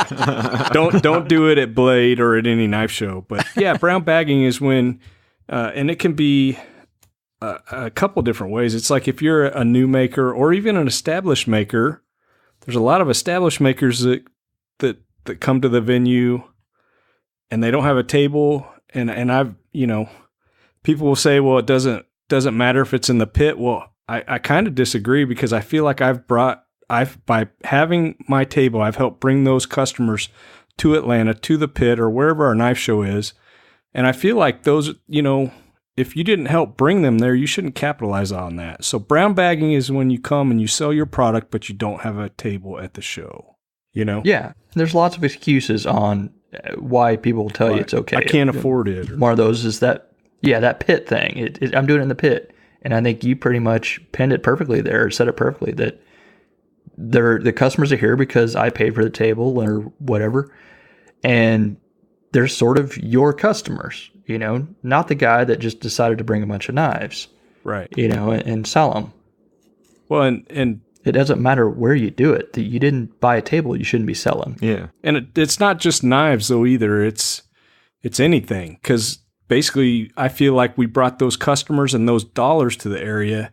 And if you're selling swag or whatever, if you've got a backpack and you're walking around with 10,000 things on it for sale, that's brown bagging at the show, and it happens every year. All the time. You get a lot of, quote unquote deliveries, and yeah, that's fine. If you actually truly have a customer there that says, hey, I'm going to be there. You didn't get a table this year. I mean, there's exceptions to every rule, and there's a few of them here too. If you do actually have a delivery for a dude, yeah, bring it. Shit, yeah. If you're a new maker and you're worried about, how people can see my knives, bring a knife. Show it to everybody. When it's Take it home with you. and I don't know about you guys, would you say that it also would apply to people bringing a collection to sell that they didn't make, because dealers pay for tables? Seems like it would. Yeah, I've never really thought of it that way, but it makes sense. But I mean, they paid, but they paid to sell their wares just like we did. true. If you bring it, I never if thought you about bring a that. couple knives to trade or whatever, that's awesome. That's not what we're talking about. We're talking about somebody rolling into the show with a roll-in suitcase, or rolling into the pit with a case, and they've got, and I've seen it happen, 100 knives, and they sell them, in the pit. They don't have a table, or 20 knives, or they post them on Instagram. Find me at the show. I'll have these on me or whatever. That's your brown bagging. And this is a small community. And I think you'd be better off not to do that. You don't need to sell at this venue unless you paid to sell at the venue. Or then you get the folks that'll say stuff like, well, I don't have to pay for a table to sell stuff. No, we don't. We can be selling from home. That's not the point of this at all. The point is, if you're going to go to sell, buy a table. Have respect for the community. Have respect for the venue that's holding the show, and pay them money. It'd be like going somewhere and stealing a seat or something, or going to a baseball game and not paying for it. You're getting something for free. And if it feels wrong, Selling bootleg T-shirts in the parking lot. if it feels wrong, it probably is wrong. So just be courteous and use some common sense when it comes to what you're doing there. And if it doesn't feel wrong, it should. Yeah. Well, sometimes that doesn't work on folks. But- well, there was a guy, I think it was last year, 2 years ago, where he straight up set up a bunch of knives, like laid them out on a table in the pit. And I have no idea who this guy was, but he just laid out a bunch of fixed blades on a table and was like it was his table at Blade. Mm-hmm. It was crazy. Just do it right. And it's a small community. This community can be super helpful. If you're a new maker and you've got questions, don't brown bag the show, because these are the people that could be helping you later on when you need help. Yeah. Anyways, yeah, I've been on that soapbox for a long time. And we probably may come across a little preachy about it or something, but it's been going on for many years, and we've been going to these shows for many years, and it happens every single year to some degree. And like I said, it can get frustrating. We're not talking about a new maker that brings a knife to show people and then somebody wants to buy it and they sell a knife or two that way. At least I'm not, but if you roll in, this is how you're making your money, and you roll in with, 10 knives or whatever, however many knives to sell, and that's different, a little common sense like goes we said, along. exceptions to every rule. Truly, and the intent is, if you're meaning well and you just, like you said, have a knife and someone's like offers you a bunch of money, take it. Do it. But if your intent is to say, I'm going to bring all my knives and not get a table and go sell them all there, or you're posting on Instagram or Facebook, hey, here are my knives, I'll have them with me, find me if you want one. Yeah, that's not cool. It's even if it's on the down low, it's still not cool. Well, it's not so down low if you're putting it on Instagram. But if we don't follow that maker, we're not going to see, half the people or more may not know about it, but it's still happening and it's not cool. So if you're a customer, please don't do it. If you're someone that's brown bagging, please stop. Yeah, and don't support someone that's doing it. Just say, hey, it's, But I get it. And Mark, what do you think about all this? You're staying kind of quiet on this. It's like kind of some of the earlier conversation. It's just poor form, right? It's not what it's supposed to be about. I think inevitably there's always people who buy something on the show floor that day and they're showing around to their pals and somebody ends up offering somebody some money for something. That's not what we're talking about, right? No. You're talking about setting up shop in the pit or setting up shop, running it out of a bag, right? Yeah. Where they didn't pay for a table. I've certainly seen people basically selling out of a bag on the show floor, which I don't know, that might get you walked out. I guess I don't know if that's... It will. If they catch you or you get reported, you're out. Done. They walked someone out last year. Is that right? Yeah. But still, just don't. It still happens. Right. I think that's enough said. Yeah. Just don't. Yeah. It's once again, it's one of those where the few have kind of ruined it for a lot of folks. Well, that's most things in life, right? And I think the point about talking about it here on the podcast is just to make people aware and give it a little airtime, right? Yeah. Yeah. Yeah, man. Shed light on it. We may have shed a little rant on it. Sorry. It's yeah. Sorry, guys. I'm calmed down. I'm okay. Maybe not. You know what else pisses me off? All right. So we talked about asking permission to pick up a knife. We talked about how having a knife on your table under glass is not an attempt to oppress anyone, but rather to try to help protect a special piece that probably shouldn't get handled a ton because it's probably going to sell for a bunch of money. At least that's the intent. The hope. We talked about beep lotteries. What if you don't get the knife? Ooh. Oh yeah. What happens if you don't get the knife? That's a real problem. Blame the maker. If you don't win that knife, you blame that fucking Obviously, maker. in that case, Tom, the system. it was rigged. And that's the craziest thing ever. We hear that all the time, how our lotteries are rigged and stuff. If we're going to give our knives to our friends, we can just do that from home. Yeah. Yeah, it's a long con. That's a David Mamet style of con to go all the way to a show to sell to a friend. But yeah, it's a strange one. Yeah.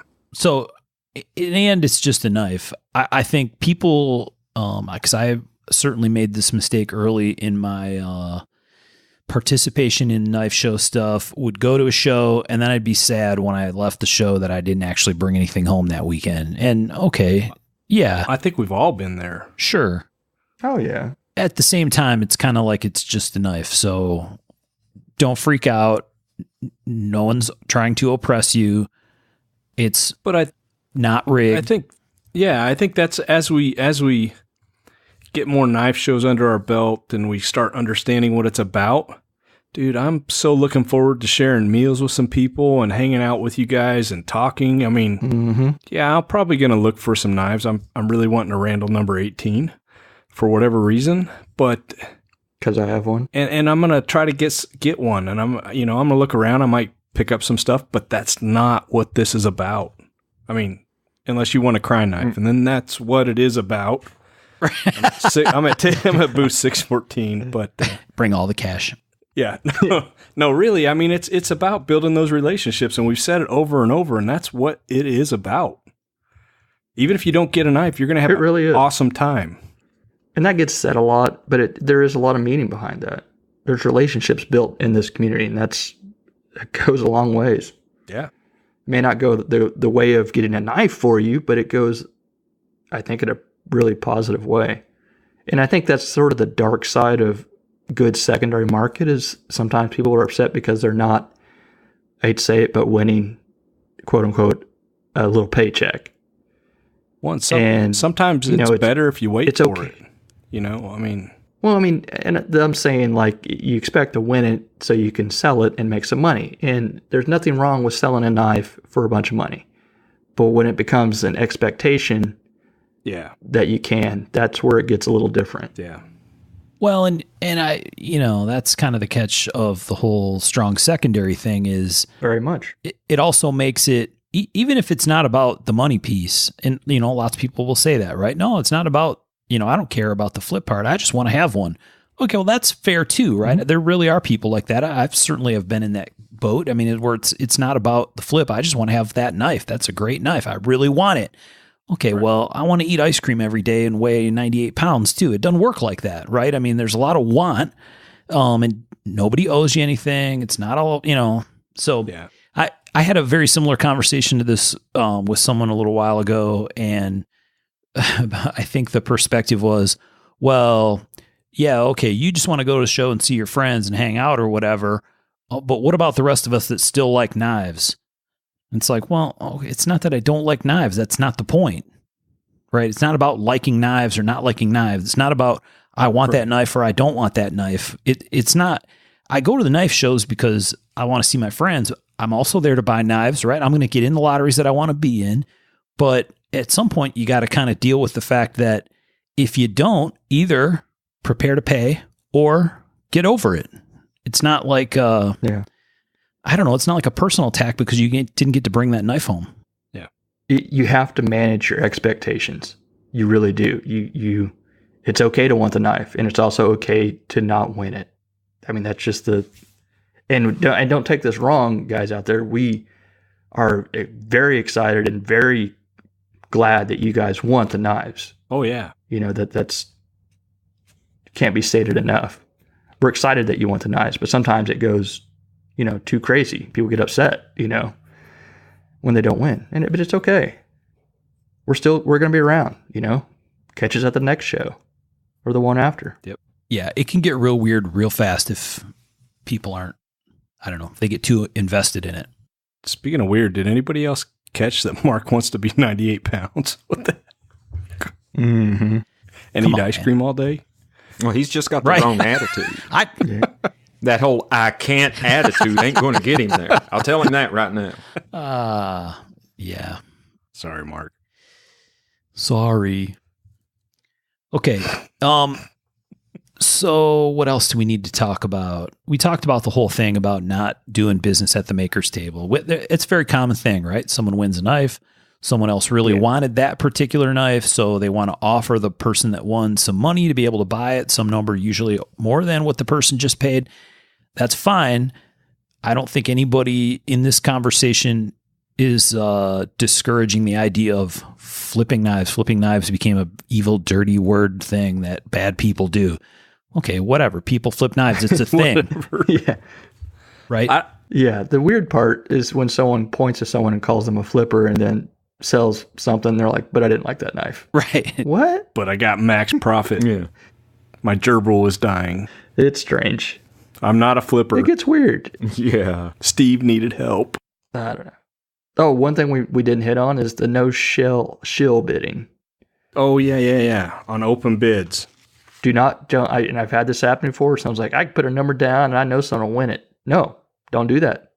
Not unless Do you're not put a willing to number down pony unless up. you're willing. Yeah, you better have that money and you better be willing to bid. Do not bid unless you are wanting that knife. You're not helping us out. It's a You're bad hurting someone else's pocketbook. So don't do it. And if a maker wants you to do it, don't buy from them anymore. Yeah, that's Because they're a not dick. cool. Yeah.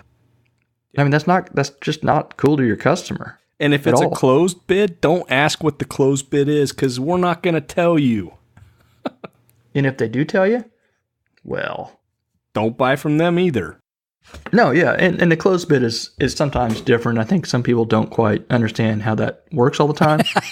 It's basically, you just guess a number and hope it's the highest. Well, no, you put what you're You willing know. to pay for it. But I am going to give you some pro tips. Go for that, Price is Right type of number. Don't go Yep. for like a straight even number. Right. Don't even go 01. Go like 03, something random. Oh, at Blade 2 years ago, my close bid, the difference between the winner and the second high bid was $7.13. Yeah. Mm-hmm. That's so crazy. What a random number. I love it. Yeah. Yeah. I was kind of tickled by it too. I was like, well, now would you look at that? You Bob guys- Barker would be proud. Uh-huh. Yeah, that is a funny thing. People bidding closed bid in like big increments. I'm not big increments, but nice even numbers. Well, I mean, unless you're going in all guns and saying, this is nobody can beat this, I guess. I don't know. But yeah, it doesn't make sense. Well, and don't do the epic fail version of Price is Right where you bid $1,499.99. No, that's the wrong way. That's the wrong side of the line. Every episode somebody does that. Well, at least they did when I was a kid. I haven't watched Price is Right in a long time, but Sure. Eating your ice cream. Is that dude still alive? is he still alive? I don't know. I think Bob Barker might be still alive, but the show's hosted by Drew Carey now. Oh, really? You think That's Bob crazy. Barker's listening to this podcast shedding a tear?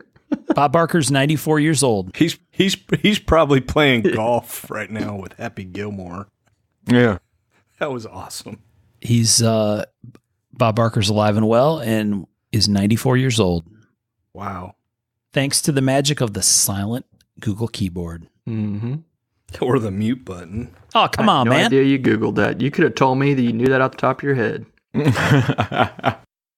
Well, obviously I did not. Okay. What else do we want to talk about? Pit time. Well, you want to talk about the food thing? Yeah. Oh, yeah. Yeah, we should. We need to talk about that. So, Michael, if people walk up and someone is eating food, if the maker is eating food, what should you do? You stare at them. You make it real awkward. Ask for a bite. Well, and usually the maker can't talk because they're trying to jam as much food as possible into their mouth as quickly as possible. Right. Yeah. Most time don't even usually get a lunch during Blade. Just kind of run on fumes and stuff. But occasionally I'll get something, or the wife will run and grab something for us, and I'm eating as fast as I can. It's usually the only time I've sat down the whole day. The first time I have, and as soon as I do, it's usually someone comes up and starts talking to me while I've got a mouthful of something. And I don't know, just kind of wait. Just if you see me eating or see a maker eating, They're probably trying to do it as fast as they can. Just let them eat, let them finish, and then come talk to them. But it happens a lot. If Laugh at the food in their teeth. Yeah. If you see Michael at his table with his mouth full of something, just leave him alone. I have a feeling, though, that's going to be the reverse of what we asked, though. Now that I've put it out there in the universe, it's going to be like as soon as I take a bite, I'm going to have everybody show up. Exactly. Because that's the friends we have. And also, if you're, and this is something we didn't really mention at all that I think needs to be mentioned. We pay for our table; it's our real estate, and we try to put a display out. We have our product, our knives out there. If you're drinking a cold beverage, whatever it is, don't put it down on the table because it's going to sweat and leave a ring. You're dripping on it. I've had guys drip stuff all over my knives, and they don't even pay attention, Or throw your bag up on my table. Don't throw your bag on my table on top of my product, on top of my knives. It happens every single year. I've got a story in the horror story section that I'm going to share that about what made me lose my mind. But I hope it's about the Arkansas show some years back. It is. It is exactly that show. The only time I went. Well, I think the point is that a lot of times you guys have display stuff, right? Like you'll have a special cloth or a piece of leather or some decorative thing or something with a logo or whatever. Our knives? Or your knives. But I mean, there's like a display thing going on. And so when people put their stuff on the table or their drink or their food or whatever, they're kind of, it's like walking into a car dealership, sitting down in a car and pulling out a cheeseburger. Glad you said cheeseburger. Well, the bags are the worst because, I've had stuff dragged off the table. Oh, yeah. Just be aware, basically, this is our blood, sweat, and tears that we have on display. And we're also trying to sell it. So, I don't set up on Saturdays. And so one year I didn't have anything on the table, but I had my cloth. And, I was walking around the show. I come back and there's like 4 or 5 guys eating barbecue on my table, on my cloth, and literally destroyed it. Like I couldn't get the grease out. I dry cleaned it. It still was stained. It's frustrating sometimes, just the lack of thought, just be courteous. Yeah. If you take anything away, take that away. Be courteous. Yeah. That's a very common theme through this whole thing so far, right? Yeah. Be courteous. Yeah. If you're going to err on the side of caution. Yeah, I agree. All right. Do we cover everything we wanted to about being at the show? What people should think about when they're at the show? I think so. Have a great time. It's really an amazing thing. Blade Show, there's nothing like it in the world. Yeah. And we went over this. If you worry too much about the knives, you forget some of the other stuff. And not to say that knives aren't important, but there's lots of other stuff too. Try not to stink. Don't stink. Well, be courteous. And be courteous. I think we talked about it earlier on when we talked about being ready for the show, but I know Tom mentioned it. Wear really good shoes. Wear comfortable shoes that you can spend all day on your feet, because shows are I don't normally have a problem with foot pain. You know what I mean? Like I go to work every day. I'm like walking around a bunch. I'm doing whatever. My feet don't hurt when I get home from work. But man, I go to a knife show and I swear, it's like when I get done with the show and go sit down for a minute and take my shoes off, it's like, holy cow. Well, part of it is you're behind Michael's table. So this is the crazy thing at the show. There's padding and like carpet in the aisles. There's jack nothing behind the tables. You're standing on concrete. Mm-hmm. I mean, yeah.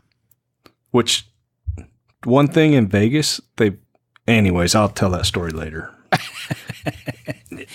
I mean, even when I wasn't working at Michael's table, before I was, or like when I go to New York and he's not there, or whatever, it's a lot I'm of wandering around, it's a lot of walking. So make sure you wear some good shoes. Don't, a few Band-Aids and a little first aid kit might not be a bad idea either to have in your bag. Do like your mom says, wear some sensible shoes. And clean underwear. I recommend Adidas Cloud Foam. Still trying to get that Adidas sponsorship. He's working on that product placement. Yeah. Dude, it's a long game, but I'm going to get it. Shit. Look at We'll me. end up with like Stride Right. Dude, I got lifestyle ambassador written all over me. Stride right. Rockport. Too funny. All right. So yeah, wear comfortable shoes, enjoy the show. And you know, one of the things we talked about before in an earlier episode, maybe it was during Five Knives or something, is, you know, I think everybody has their favorite guys that they want to go see, their favorite makers, their favorite stuff that people want to buy, Nux or whatever, or, you know, Ray Gun, whatever people want to buy, right? They go there and do your thing. But the show's long enough that you can like grab your pal and go wander the floor, and there's a ton. I mean, like an absolutely insane amount of stuff there. Just talk to people that are, you know, if you like something on a table, stop and talk to them. That's what they want to do. Yeah. Right. And you may find a new favorite maker.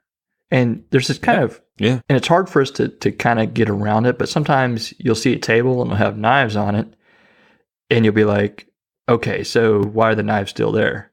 Mm-hmm. And it's this sort of So this would, vicious cycle of This there's might- knives still there, you kind of get into your head that maybe they aren't good enough or whatever. That may not be the case at all. Check them out. They may be fantastic. maybe this is a knives. good segue into maker etiquette. Sure. Sure. I think the key thing is there's makers that are super hot for a variety of reasons, because they have a strong brand, because they have a strong following, because they're very popular at this time. And there's another 500 makers at Blade Show that are great knife makers making great stuff that just isn't either known, like their name's not something you recognize, or they run in a different circle than you do, or they make a different kind of knife than you typically buy, or whatever. But if you get out and see the show floor, there's a ton of really, really, really cool stuff to go see. Mm-hmm. This is the perfect opportunity to actually check them out and see them, and maybe find yourself this guy that maybe other people don't know about. I don't know. You never know what you're going to find out there. Yeah. I think over by, where Jody's table was, or is somewhere over by where Jody's table usually is it a guy from South Africa or something that has the sword canes? Burger guys. Yeah. They're over that direction, right? Mm-hmm. Like toward the front aisleway. I think so, yeah. That blew my mind the first time I saw one of those things. That was one of those things where I happened to be walking by and I'm like, is that like a giant sword?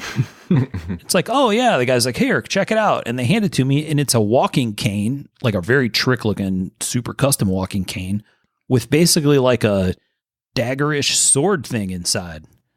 Yeah. Which I have no idea as to the legality of something like that, but boy, was it cool. And I'd never seen anything like that before. I just happened to stumble across it. And then I mentioned it to someone. They're like, oh yeah, burger sword canes. Of course they're cool. I'm like, shit, I never even saw that before. Yeah, that's some old school cool. Well, it's so fun. Yeah, it's so fun just to walk the show, because if you like knives, I mean, that's what it is. If you're stuck on one specific knife style or whatever, you're probably not going to enjoy it as much. But I mean, you walk around and you'll find like high-end art knives, swords, really amazing work, and it's a lot of fun.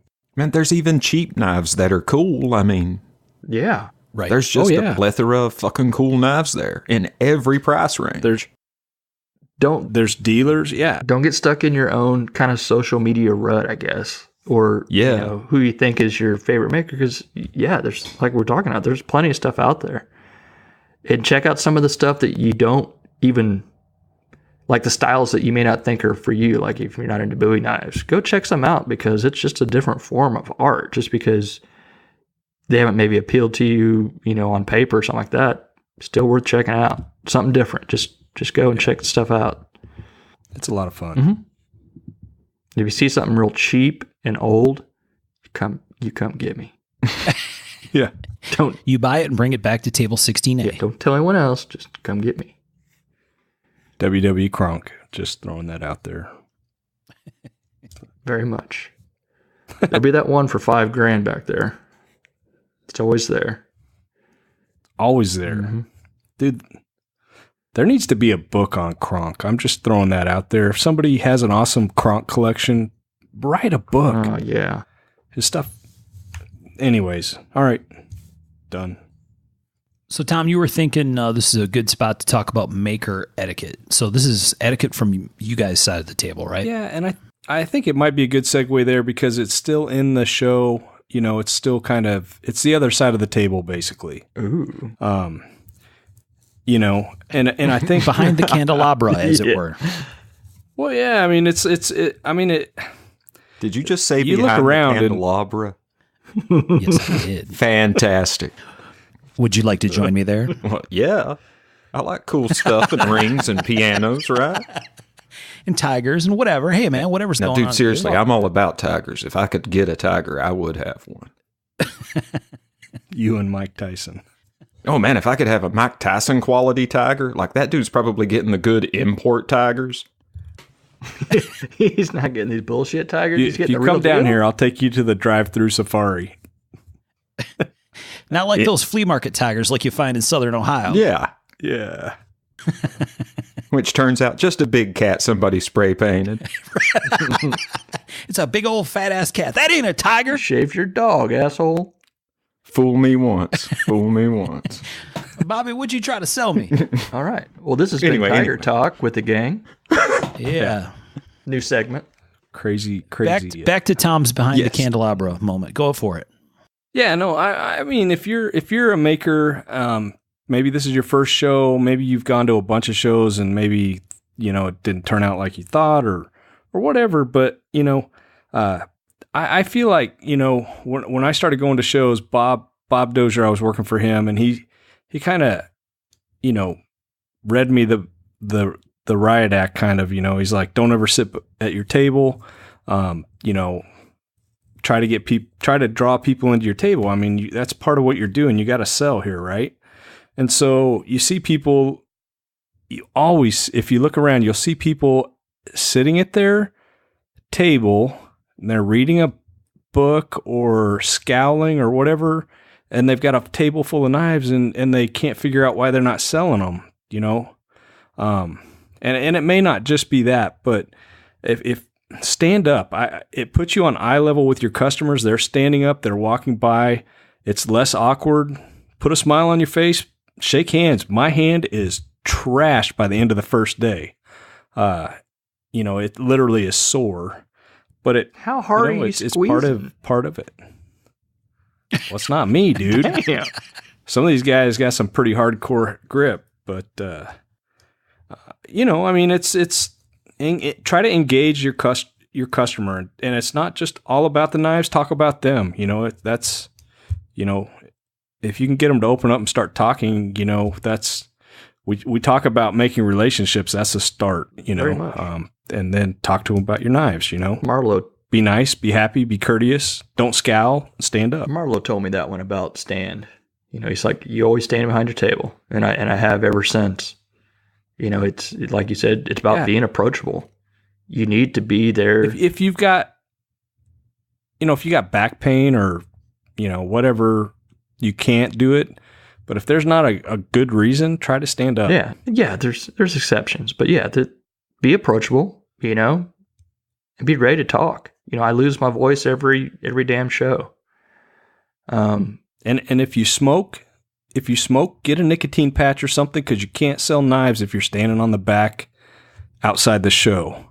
You know, that's the other thing. You know, a nicotine patch. I mean, if you're there to sell knives, or which is what you should be doing, or talk about your knives or market yourself, you can't do it on the loading dock outside. I can't get some nicotine gum. Get a patch, whatever. I can't market myself for shit, but I'll sure as hell talk to you about knives all day long. But that's it. That's marketing right there, man. It's about being available, sharing your passion. Yeah, very much, and that's why we're there, and that's hopefully why you're there. The customers. I know that was 2 U's. If you're a maker, odds are you're not going to be able to get away from your table. You know, bring a couple bottles of water and, if nothing else, a granola bar or something crazy like that, a candy bar, because it's a long time. Oh, yeah. I will caution you not to drink too much water, because you're not going to make it to the bathroom either. Probably. Yeah, when you go by Starbucks or wherever to get your coffee in the morning, on that way over, grab yourself a water from there too.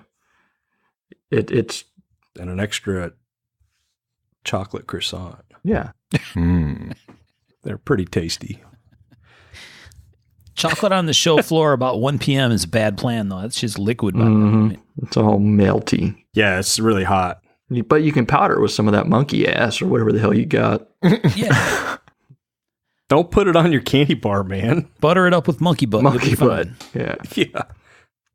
I've always, and I've never done this, but I always thought it would be really cool. And I think the Strider guys kind of did it with beer, but I've always wanted to have like a couple hundred Arby's roast beef sandwiches and bottles of water. And, you know, it's lunchtime. You come by and you can get a Arby's sandwich and a bottle of water until they're gone or something.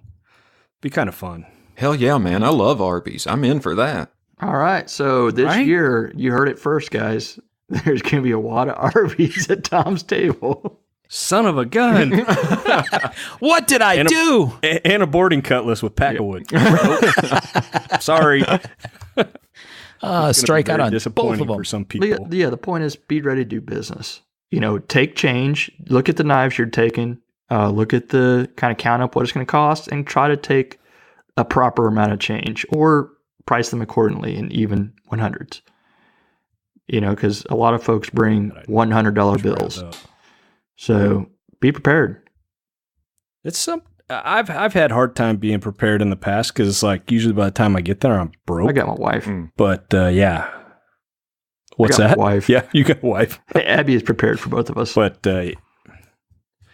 yeah, this year I am going to bring $5 bills because they're like gold. Well, the courteous thing, polite thing goes both ways, right? Customers should be that way. Yeah. Makers should be that way too. I've definitely had the experience where I was out exploring the show floor, checking out some knives. I came across knives that I thought were super cool. I said hello to the maker and they just were like not even interested in the fact that I was looking at their knives or didn't care or were in the middle of, I don't know, shooting the shit with some other maker who was bored on the floor or something. And that blows me away. It's like, why those people would be better off not coming to the show. Yeah. Period. I don't get that one. Disservice. Certainly as a buyer, it turned me off big time and I just ended up walking away, but which is a shame because it's knives I might have bought. Yeah, what's the point of spending all the money and coming to the show and being a grouchy bastard? It's like, right. What? I don't get it. Bert, you had a point in here about open bid stuff. Do you wanted to hit on as far as the maker side? Yeah. If you're doing one, you know, find out when other ones are doing it. You know, try to find folks that are, you know, doing open bids and say, hey, what time are you doing this? Because we don't need to all do them at the same time because that makes it harder for the customers to get around and plan their stuff out. And it's if we all work together, it makes for a better kind of schedule for our customers. Yeah, that was one of the reasons behind the USN thread as well. I mean, part of it was selfishly for me as a buyer, as a collector, to know when everybody's stuff was happening. But the other piece of it that it kind of turned into over time was, hey, let's get this all straightened out. So when you guys this is back in the live lottery days is when I was doing that stuff. You know, if everybody's going to sell knives at a certain time of the day, then that has to get halfway organized. Otherwise, you're trying to pull from the same buyer pool, right? And that's not fun for them. It's not fun for you. It's kind of, you know, competitive. And I think you guys aren't trying to be competitive in that way where you're trying to steal the other guy's customer necessarily. It's But I mean, do you have it where it comes down to the last and there's people actually bidding against each other? Sometimes it just ends with the dude that won it. It's different every single time. I guess. Yeah. I mean, I've never had that happen, but it sounds awesome. I'd love to see a bidding war, but yeah. It's stressful, man. It is. It is oddly stressful. Well, I want to be stressed like that. Bring it, said Tom. You'll be busy plying everyone with your Arby's sandwiches. Yeah. Right? See, Tom, maybe if you had Arby's sandwiches, you might get that going on. You know what I'm saying?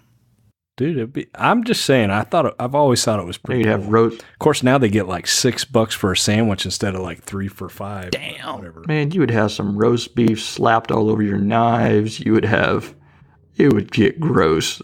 I'd be like, here's your roast beef sandwich. You got to go down to Birch's. Birch's table is like right over there. Yeah, eat over there. Watch him eat. Yeah. No, I wouldn't do that. Having a show etiquette topic point that says don't stand at my table and eat your sloppy food and then hand them roast beef sandwiches, that's a bad combo, Tom. That's a bad conflicted business plan. I like the duality of it. I'm going to back that.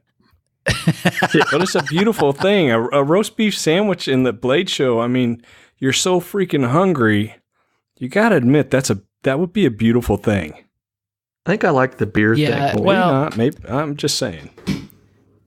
I think What's that? Beer thing. I think I'm on board with that one. Yeah, I can't do that one though. So roast beef sandwiches are like pretty good second best. See, Tom, normally you're the guy that's got his business hat on in this whole conversation, but I think you're missing the point. You should be working the Sean style angle where you would say, I'm going to offer food from some lucky partner at my table. For interested partners should contact me at the following phone number and like Right. start working a deal. Like maybe you get some Right. Arby's bidding against McDonald's before you know it, they're paying to give shit away at your table. Yeah. Right. Boom. Yes. I love it. So if you are in Atlanta and want to give out some food, yeah, it's great. Yeah. I'll work on that. All interested business parties should contact You're Tom. going to get a call from big Crying out coleslaw conglomerate tonight. Big goals. Bit. We're going to bring ribs from Outback. Yeah. Tom's like, I worked it all out. I'm going to give you away sauerkraut at 2:30 p.m. We'll have 3 beef short ribs from Fox Brothers Barbecue, and you guys can fight over them. Yeah, there you go. You made them sound like it's worth fighting over. I might show up for that. Dude. Mm-hmm. They are amazing. You'd be like cage match style. You guys step in that box over there. I'm going to throw the ribs in and see who comes out. I'll hook you guys up. I'm gonna hook you guys up. Nice. It's good. All right. Yeah. So If you're a maker, have a good time. And this is knife time. This Sell is your like stuff. I don't know. If you're making knives, hopefully you love knives. And this is a time to talk with people about Not knives. you're doing the wrong Yeah, thing. no shit. So enjoy it. So yeah, I agree. So what's the best part of Blade, Mark? what is best in life? Is that what you just asked me, Tom? Yes. An Arby's sandwich by the I'm not going to go there, Sean, but I'll let you take that one since it's teed up. No, it sounds like it's Arby's sandwiches and beef ribs. well, I wear my Adidas by the fire. I thought it was the Conan thing. What is best in life? What is best? Well, we're talking knife show. I don't want to mix it up because it's all not as right, all hardcore or nihilistic as Conan yet. Yeah, okay, that's fair. Yeah, We get that beef showdown in Tom's place, the rib showdown. yeah, right. Right? I'm getting more of a Saturday. Thunderdome vibe from the roast beef fight anyway. Yeah, exactly. Yeah, somebody's going to get stabbed in the rib with a rib and then gets to buy a knife. I like where this is going. Yeah. Make it happen, Tom. No, the best part for sure is in the pit. So you go to the show, you see lots of knives, you do lots of stuff. Maybe you get lucky, you get a real cool knife to take and put in your pocket and show it to all your pals in the pit. So the pit is the sort of like the center atrium area of the Renaissance Waverly. So if you don't have a room at the Renaissance Waverly, then it sucks to be you. But that's the place to be at night. So that's where you're going to want to be in the evening. Yeah, just come over. And it gets crazy. I mean, there is a lot of people. Mhm. Wow. Yeah. Yeah. How many people? What do you think? 1,000 people? Dude, Inside and out, yeah, probably. Certainly if you count sometimes I outside. don't get past like 20 feet of one area. I get like to the Starbucks place, and that's Right. about it. So yeah, the pit, it's just like the social hour thing in the evening. It's a really cool place to meet some folks. If you won something cool, it's a cool place to show it to your friends. If you didn't win something cool, it's still a cool place to be happy for your buddy who won something really cool or bought something really fun or hear about a maker that somebody found when they were out exploring the show, or just to see your pals and hang out. Make new friends, talk to knife makers. I mean, that's the place to do it. And it's kind of crazy. I mean, I'd recommend going easy. You know, if you get trashed the first night, Thursday night, the rest of the weekend's going to be rough. But I mean, I can remember sitting up. Here's a throwback for you guys with Trace Rinaldi until 5:30. You know, I had to be in the show like in a couple hours, run upstairs, get a couple hours of sleep and back to the show. I can't do that anymore, but there's there's people there all night long. Yeah. Oh yeah. Yeah, it's super fun experience. A couple points to talk about, right? First one is that'll start Thursday night, right? So most people come in on Thursday. Some people can't come to the weekend because they have to work. Yeah. But a lot of people will show up on Thursday. Some will show up even on Wednesday. But Thursday night's kind of the things when things start to fire up in the pit. Yeah. Don't go too hard the first night. No. It's a marathon. Remember, guys. Exactly. Well, and don't go too hard ever. I mean, really, if you're so wasted that you're not safe, I've seen people drop $1,000 knives. People get rowdy. People get, pretty rambunctious. People get hurt. Yeah. I mean, one of my customers bought a TK9 Bowie, and that night he pulled it out and ended up cutting all the tendons in his finger and made the pit look like a bloodbath. Yikes. Spent the night in the ER, just, once again, be reasonable, set your limits and try to stick to them. Now, we can all... a lot of guys don't drink heavy all year long, and they come here and they start drinking, and it gets crazy fast. I can agree with that one. Yeah. Well, try not to be the guy peeing in the elevator. Yeah. It happens every year. Definitely don't try be not that to guy. be that guy. We know that, we've all, well, not all of us, but I've definitely drank more than I should have before in the pit.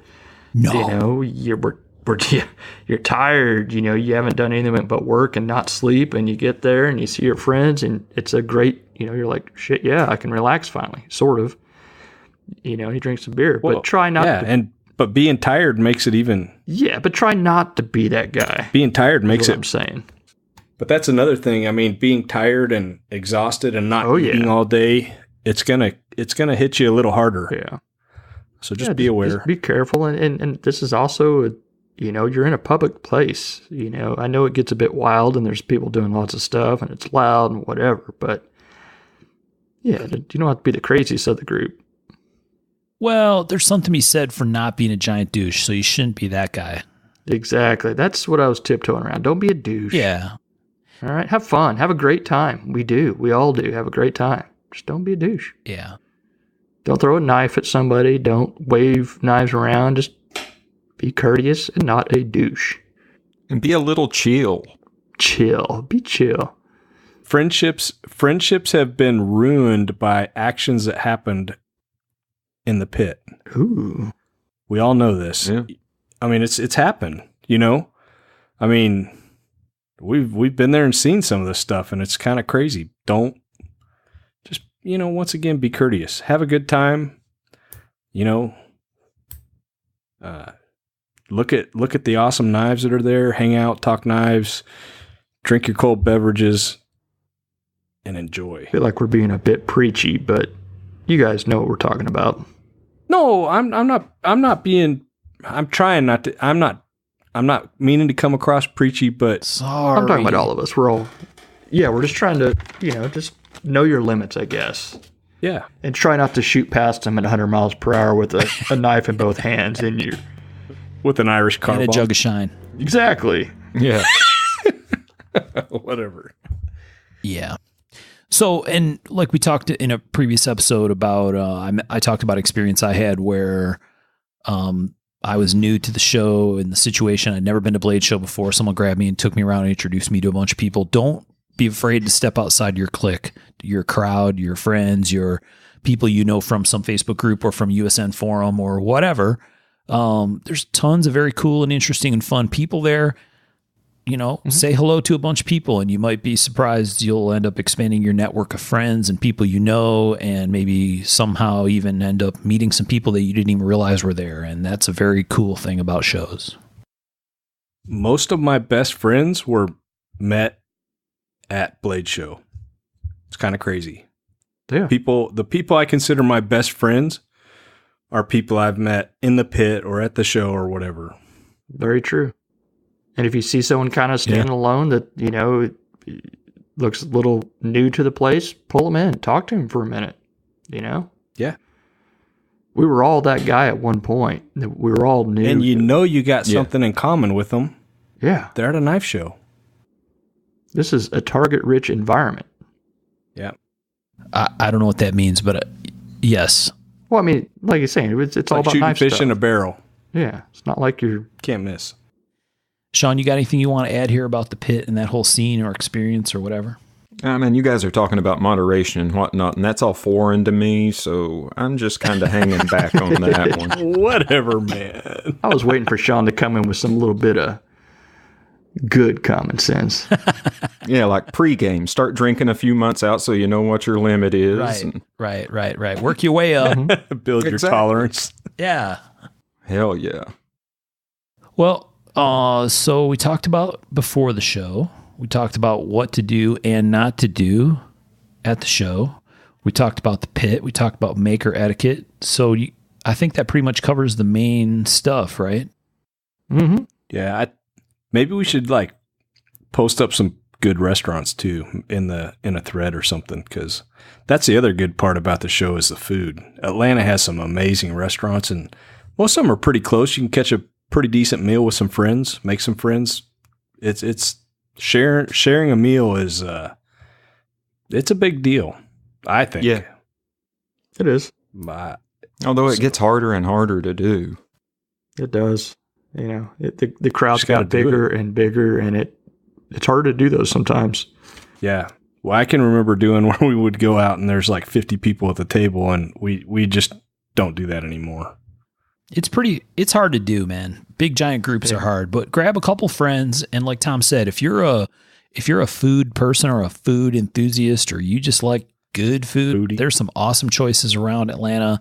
Oh. There's Uber or Lyft or whatever rideshare stuff. You can get a ride somewhere, so you don't have to drive if you've been drinking or whatever. But there's some great food opportunities. So don't order Domino's or go grab Subway from the gas station. Go have something cool to eat. And then eat at Waffle Hut. Waffle later, House. like around 3. Or Waffle House, yeah. Waffle Hut. Oh, Yeah, I Waffle heard House. Sean scoff at Waffle Hut.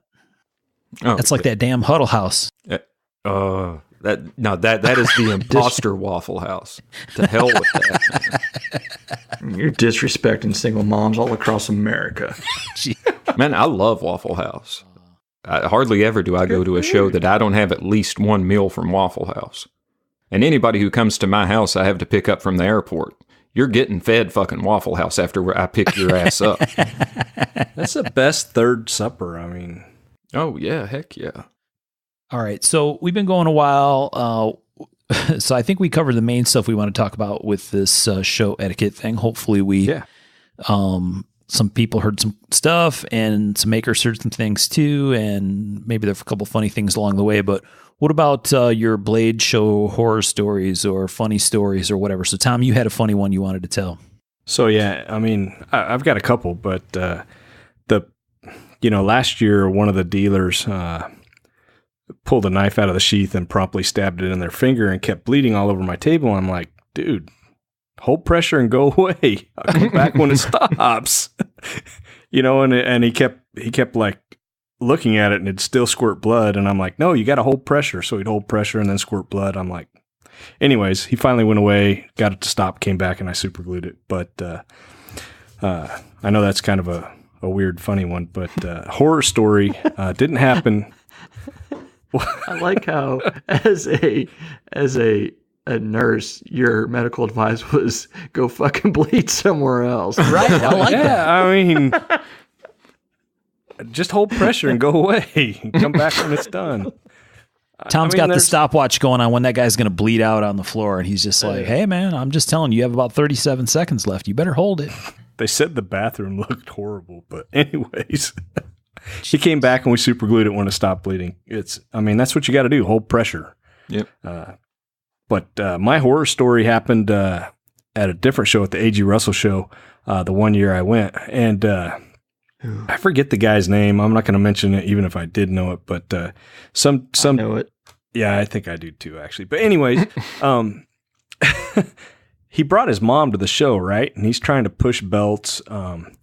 And he basically gave his mom, who was like 60 or 70, a bundle of like 36 grit belts.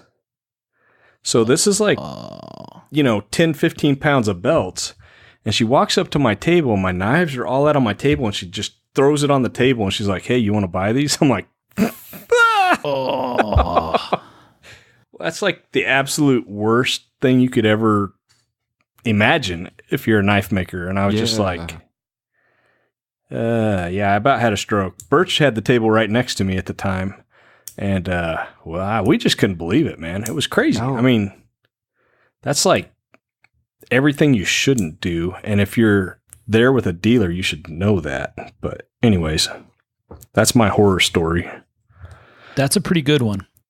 What about you guys? Michael? Well, before I started making like the micro knives, I made small knives, but I called them tinies. I called them tinies. They're these real small, kind of skinny little knives. And this was an early blade show when I was doing these. And I had this guy walk up, and he straight ass spine whacked a little tiny knife and looked at me and said, I don't buy any knife that I can't trust. Set it down and walked away. And it was one of those moments where you're looking around like, did anyone see that? I mean, I was in utter shock. Did it fail? No. Then why did he buy it? Well, it was not for sale. It was a damn lottery. But it's like, gosh. For one, you can't just buy that knife. And two, what the fuck?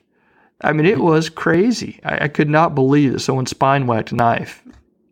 And it was nuts. I wish it would have failed and cut his fingers off. But well, it was one of those where it's like after he left, I was just like, oh, I should have done this and that and that. But I was just shocked. What?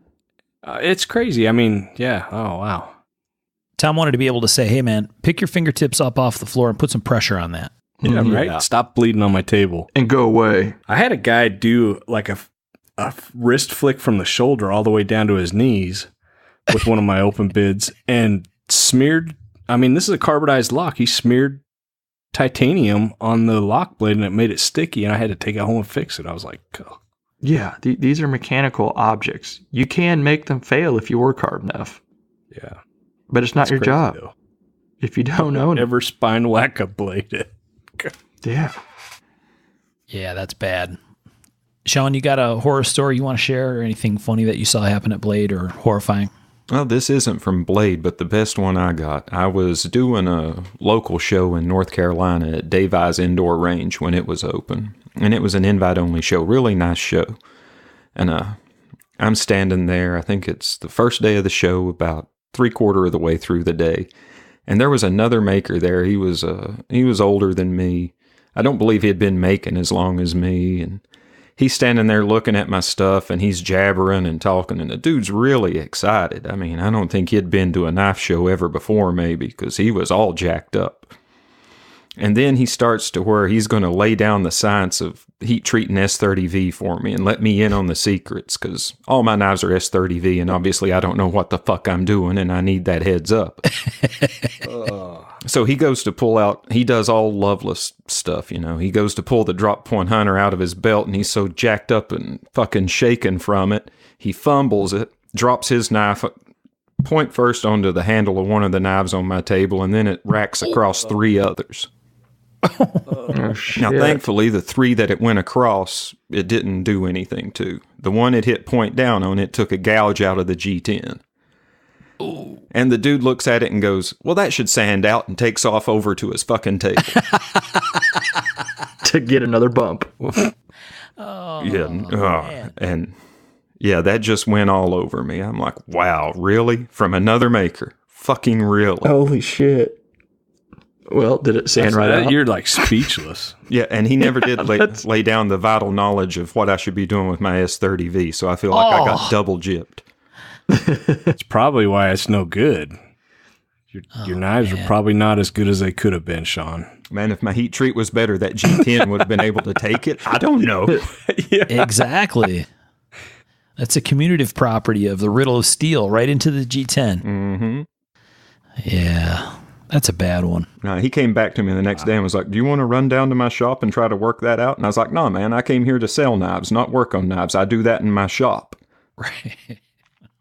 He's like, well, I'm sorry. And I was like, well, shit happens, man. How sorry? Too funny. Yeah, not sorry enough to buy the goddamn thing you just broke. $500 sorry. It's only $300, but still. Yeah. I mean, dude, I'll tell you what. If I had fucked up somebody's product, I would have paid them for it right then and there. Mm-hmm. And I wouldn't have had the gall to look at them and tell them that it would fucking sand out, knowing good and goddamn well that ain't quite how it works. Right.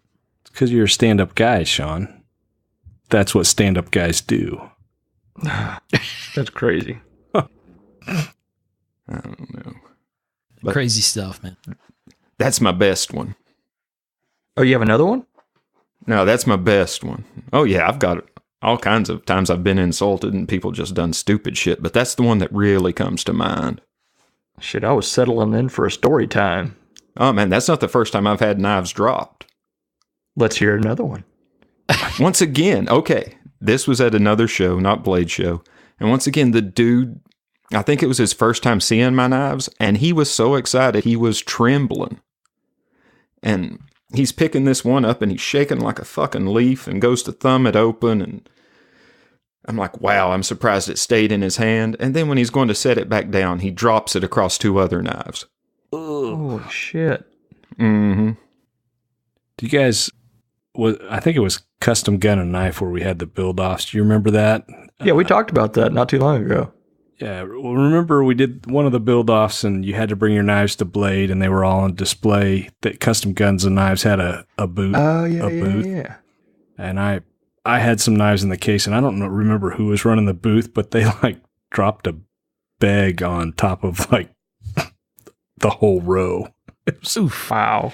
It was like everybody's work and everybody got dings and scratches and it was crazy. It was like, really? Yeah, that's crazy. Good stuff. I had this, I was at Pete Carey's lottery a few years ago and he was doing a live lottery at his table and he called out a number. I think they had like, 2-part tickets that they were using or something. So they call out the number. I think Olivia called it out. And this lady got super excited, was jumping up and down. She's first pick. Awesome. So she came up to the table and she picked out this folder that had, Damascus and Pearl and Mokutai. I mean, like super, super his fanciest dress knife by far that he had on the table. And she's like, I want that one. And he said, oh, yeah, that's $26.50 or something. And she turned white as a ghost. And she's like, what? He goes, oh, yeah, you have to buy the knife. This isn't like a lottery for a free knife. And everyone was like, oh, major cringeworthy moment. So, yeah, slightly awkward, but. That happens more than you would think. Yeah. Yeah.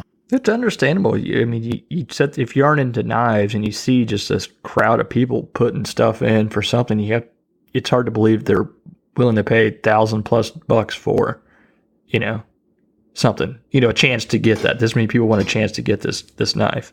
It's kind of crazy. Yeah. Yeah. The crossing your fingers to hope to win a chance to be able to buy something is kind of a weird concept. There's no question about that. But in that situation, it was a pretty weird thing to watch. Oh, yeah.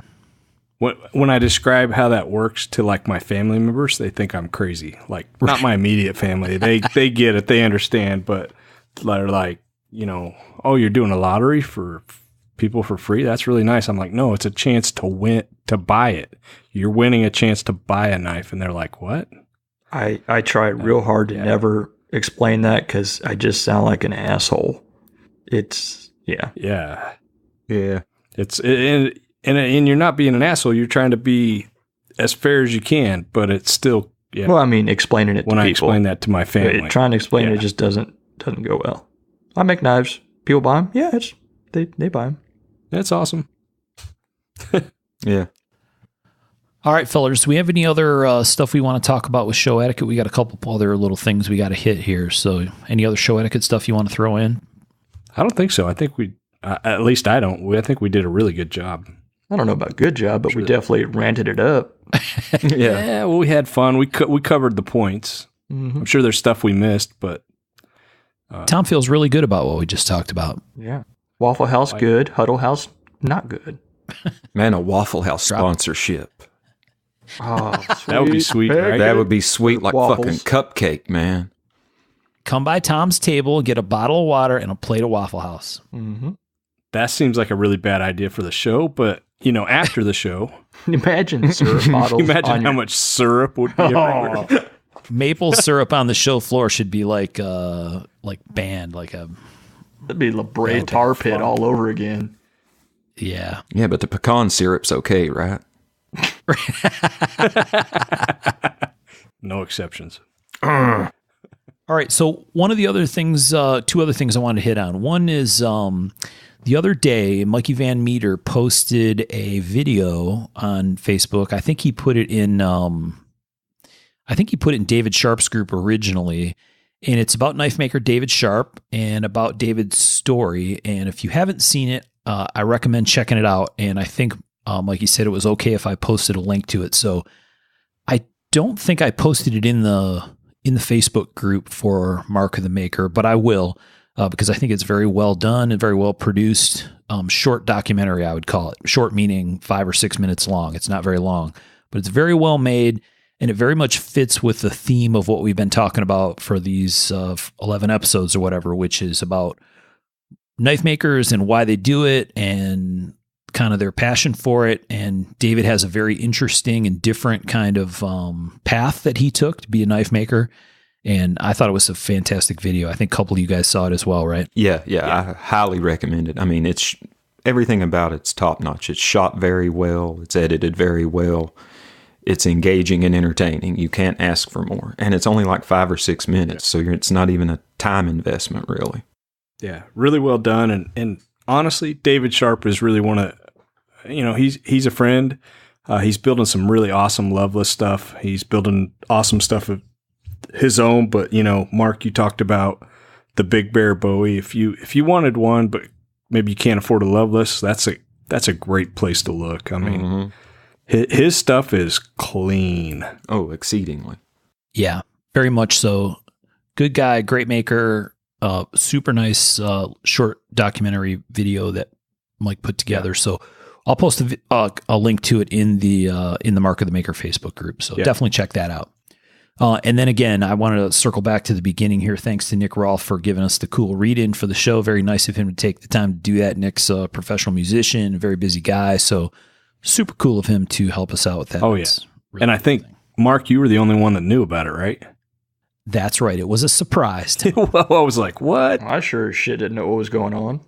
Yeah, I didn't either. I thought we were getting some kind of funky robot voice going, and I was like, is it already fucking up? Do we already have a disconnect? Damn it.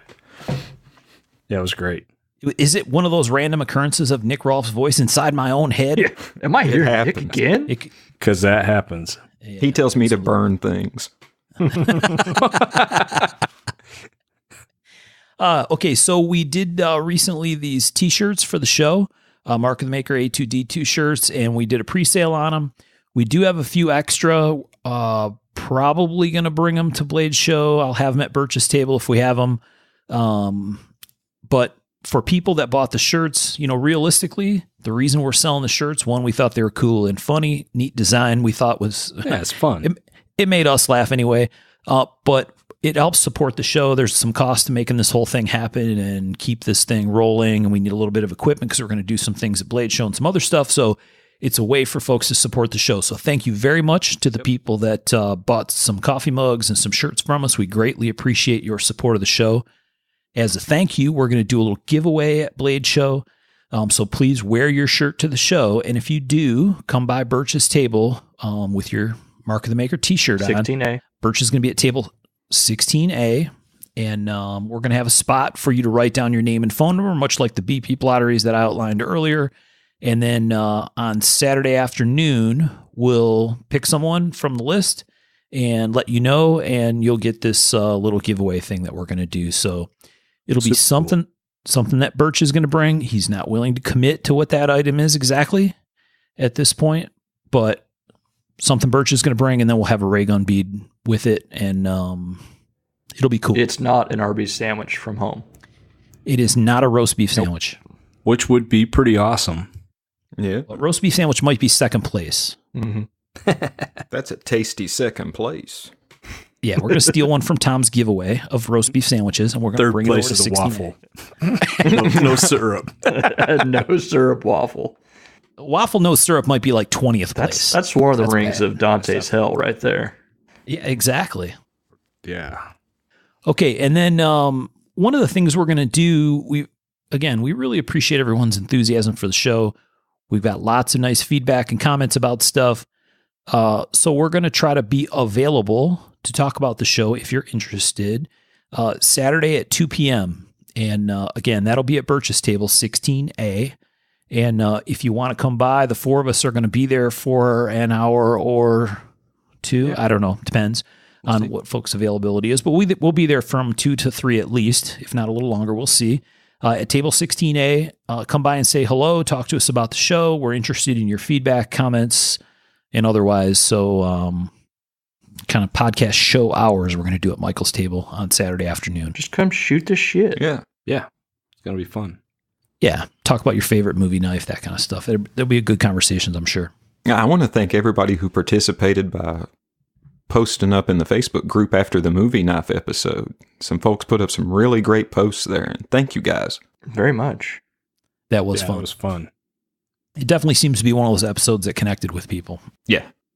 Do you guys got any news before we sign off of things, announcements or anything like that? Why don't you guys each let people know where table you're going to be at, or booth in your case, Tom, or what's going on? Spells, man. I don't know. I think I'm at 614, but it'll be posted. I don't know the number, man. Look for but yeah, stack of Arby's. Right, just follow the trail of rappers. See, I'm scrolling back to the maker etiquette part about being professional and talking to the customers and trying to sell your stuff. Doesn't he know where he's going to be? He doesn't always. That wasn't on the list. I didn't know I had to know that right now. Oh, it is posted in my group, and I'll have a schedule posted. One thing I just want to mention real quick. If you're going to be at Blade Show, I've got a new T-shirt. If you want one, they're going to be delivered at Blade. Get it on the pre-order. It closes Thursday. Oh, it's going to be closed by the time. Damn it. Never mind. If you're hearing this, it's too late. Oh, sorry. Great sales pitch. Dang it. Tom's hitting it out of the park. I'll have a few extras. And are you going to bring them in a brown bag, Tom? guess what? I can't brown bag the show because I'm a table holder. Oh, there you go. Michael, you want to say anything about the show? You said you were going to tell people what you were going to do. I'll be doing the Beep Beep lottery. I'll start that Friday, and I usually start pulling names later in the afternoon on Friday. I'm going to, then the open bid and silent bid will be on Saturday. I usually have those around 12:30 and 1, but I'll have to double check on times to see, make sure I'm not on someone else's time. Working on some cool material, some new blade material, and so far it's working good. That's going to get debuted at Blade Show. I can't show any pictures or do anything like that yet, but I think it's going to be pretty neat. Ooh, secret stuff. It's that top secret? It is, yeah, pretty secret. Wow. Way to throw it down. But it's cool. Nice. All right. Since I can't pitch my shirts, can I say one thing about my show? Sure. Okay, thanks. I don't set up on Saturday, so my show is pretty much Friday. Anything that's left over after Friday will be available Sunday, but usually it's Friday and I'm done. So just don't show up Saturday hoping to get in on a lottery or whatever, because I do my business on Friday. And Tom, in your case, you said you're going to bring some fixed blades. Those are going to be first come, first serve on Friday? Correct. So, yeah. And then you're going to have folders, and those are going to be lottery? Yes, beep lotto, and I'll try to do an open bid. I don't usually do a closed bid. I don't know why, but they make me really nervous. But yeah, I'll do an open bid. I'll do some beep lottos and first come, first serve on all the fixed blades. Tom, if you're nervous, why don't you just say that your closed bid, the minimum bid is table price? Yeah, I guess. Or some number that you could live with? Yeah, we'll see. I don't know if I'll have too fancy, two folders that are that fancy, I don't know. Yeah. Yep. I still haven't finished anything, so it's like crap. You need to get on that. It's my standard Blade Show, plan ahead all year and then don't do anything. And then the last 48 hours I work like a madman. Nice. That seems to be a standard theme with knife makers, I'm noticing over the years. Kind of sucks, but yeah. All right, so that's what Michael and Tom are going to do, and the lovely and talented Sean Kendrick and myself will be around the show on Friday, and we'll have our Mark of the Maker shirts on, and we're going to be walking around the show a little bit, talking to some people. We have a couple makers that we want to talk to about some stuff, and maybe do some brief recording things, and just chat with folks about stuff and knives and life and the show and whatever. So Sean and I'll be wandering around on Friday. Does that sound good, Sean? Absolutely. Do not be afraid to come up and say hey to us. You guys are going to be diddy bopping around the show. Mm-hmm. Yeah, man. I don't even know what that means. I don't either, but it sounds awesome. It sounds provocative, so I'm in. Mm-hmm. Yes. Sounds like code. Code. And I probably don't want to know. No, you definitely do not want to know. Okay, so I think that's about it. Tom, you got anything else? Nope. Thanks, guys. Really appreciate your support and tuning in. Michael, you got anything else you want to say? I'm going to ditto what Tom just said. It's been pretty awesome. To have some people listen and seem to enjoy the show. It's just pretty great. Sean, you got any last words for the show here? Man, I'll just echo those guys. Thank you all for listening. The response to the show has been just overwhelmingly positive. No doubt. All right. Well, that wraps it for episode 11. We'll get this thing out to you here. Come by and see us at Blade Show. Be sure to wear your shirt. And if you didn't get one, you want one, check us in the Facebook group. We got a few extras, and we'll take it from there. Thanks, everybody, for listening. We appreciate it. Thanks, guys. See you in 2 weeks. Thanks all. See you there.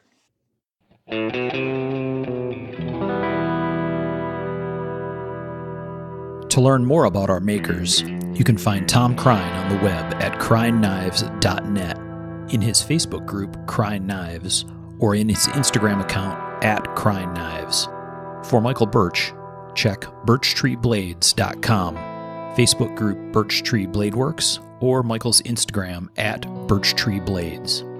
For myself and the Raygun Bead Project, we're on the web at raygundivision.com. We have a Facebook group called Raygun Division, or my personal Instagram @msteiner. For those interested in photos, references from the show, or some discussion about the show itself, you can find us on the web at markofthemaker.com, in a Facebook group called Mark of the Maker, or on our Instagram @markofthemaker. Last but not least, the ultra cool and haunting background music we use for the show is a piece called Noir Guitar by Stevie's Amp Shack, found at the Free Music Archive and licensed under Creative Commons CC BY 4.0. Thanks for listening.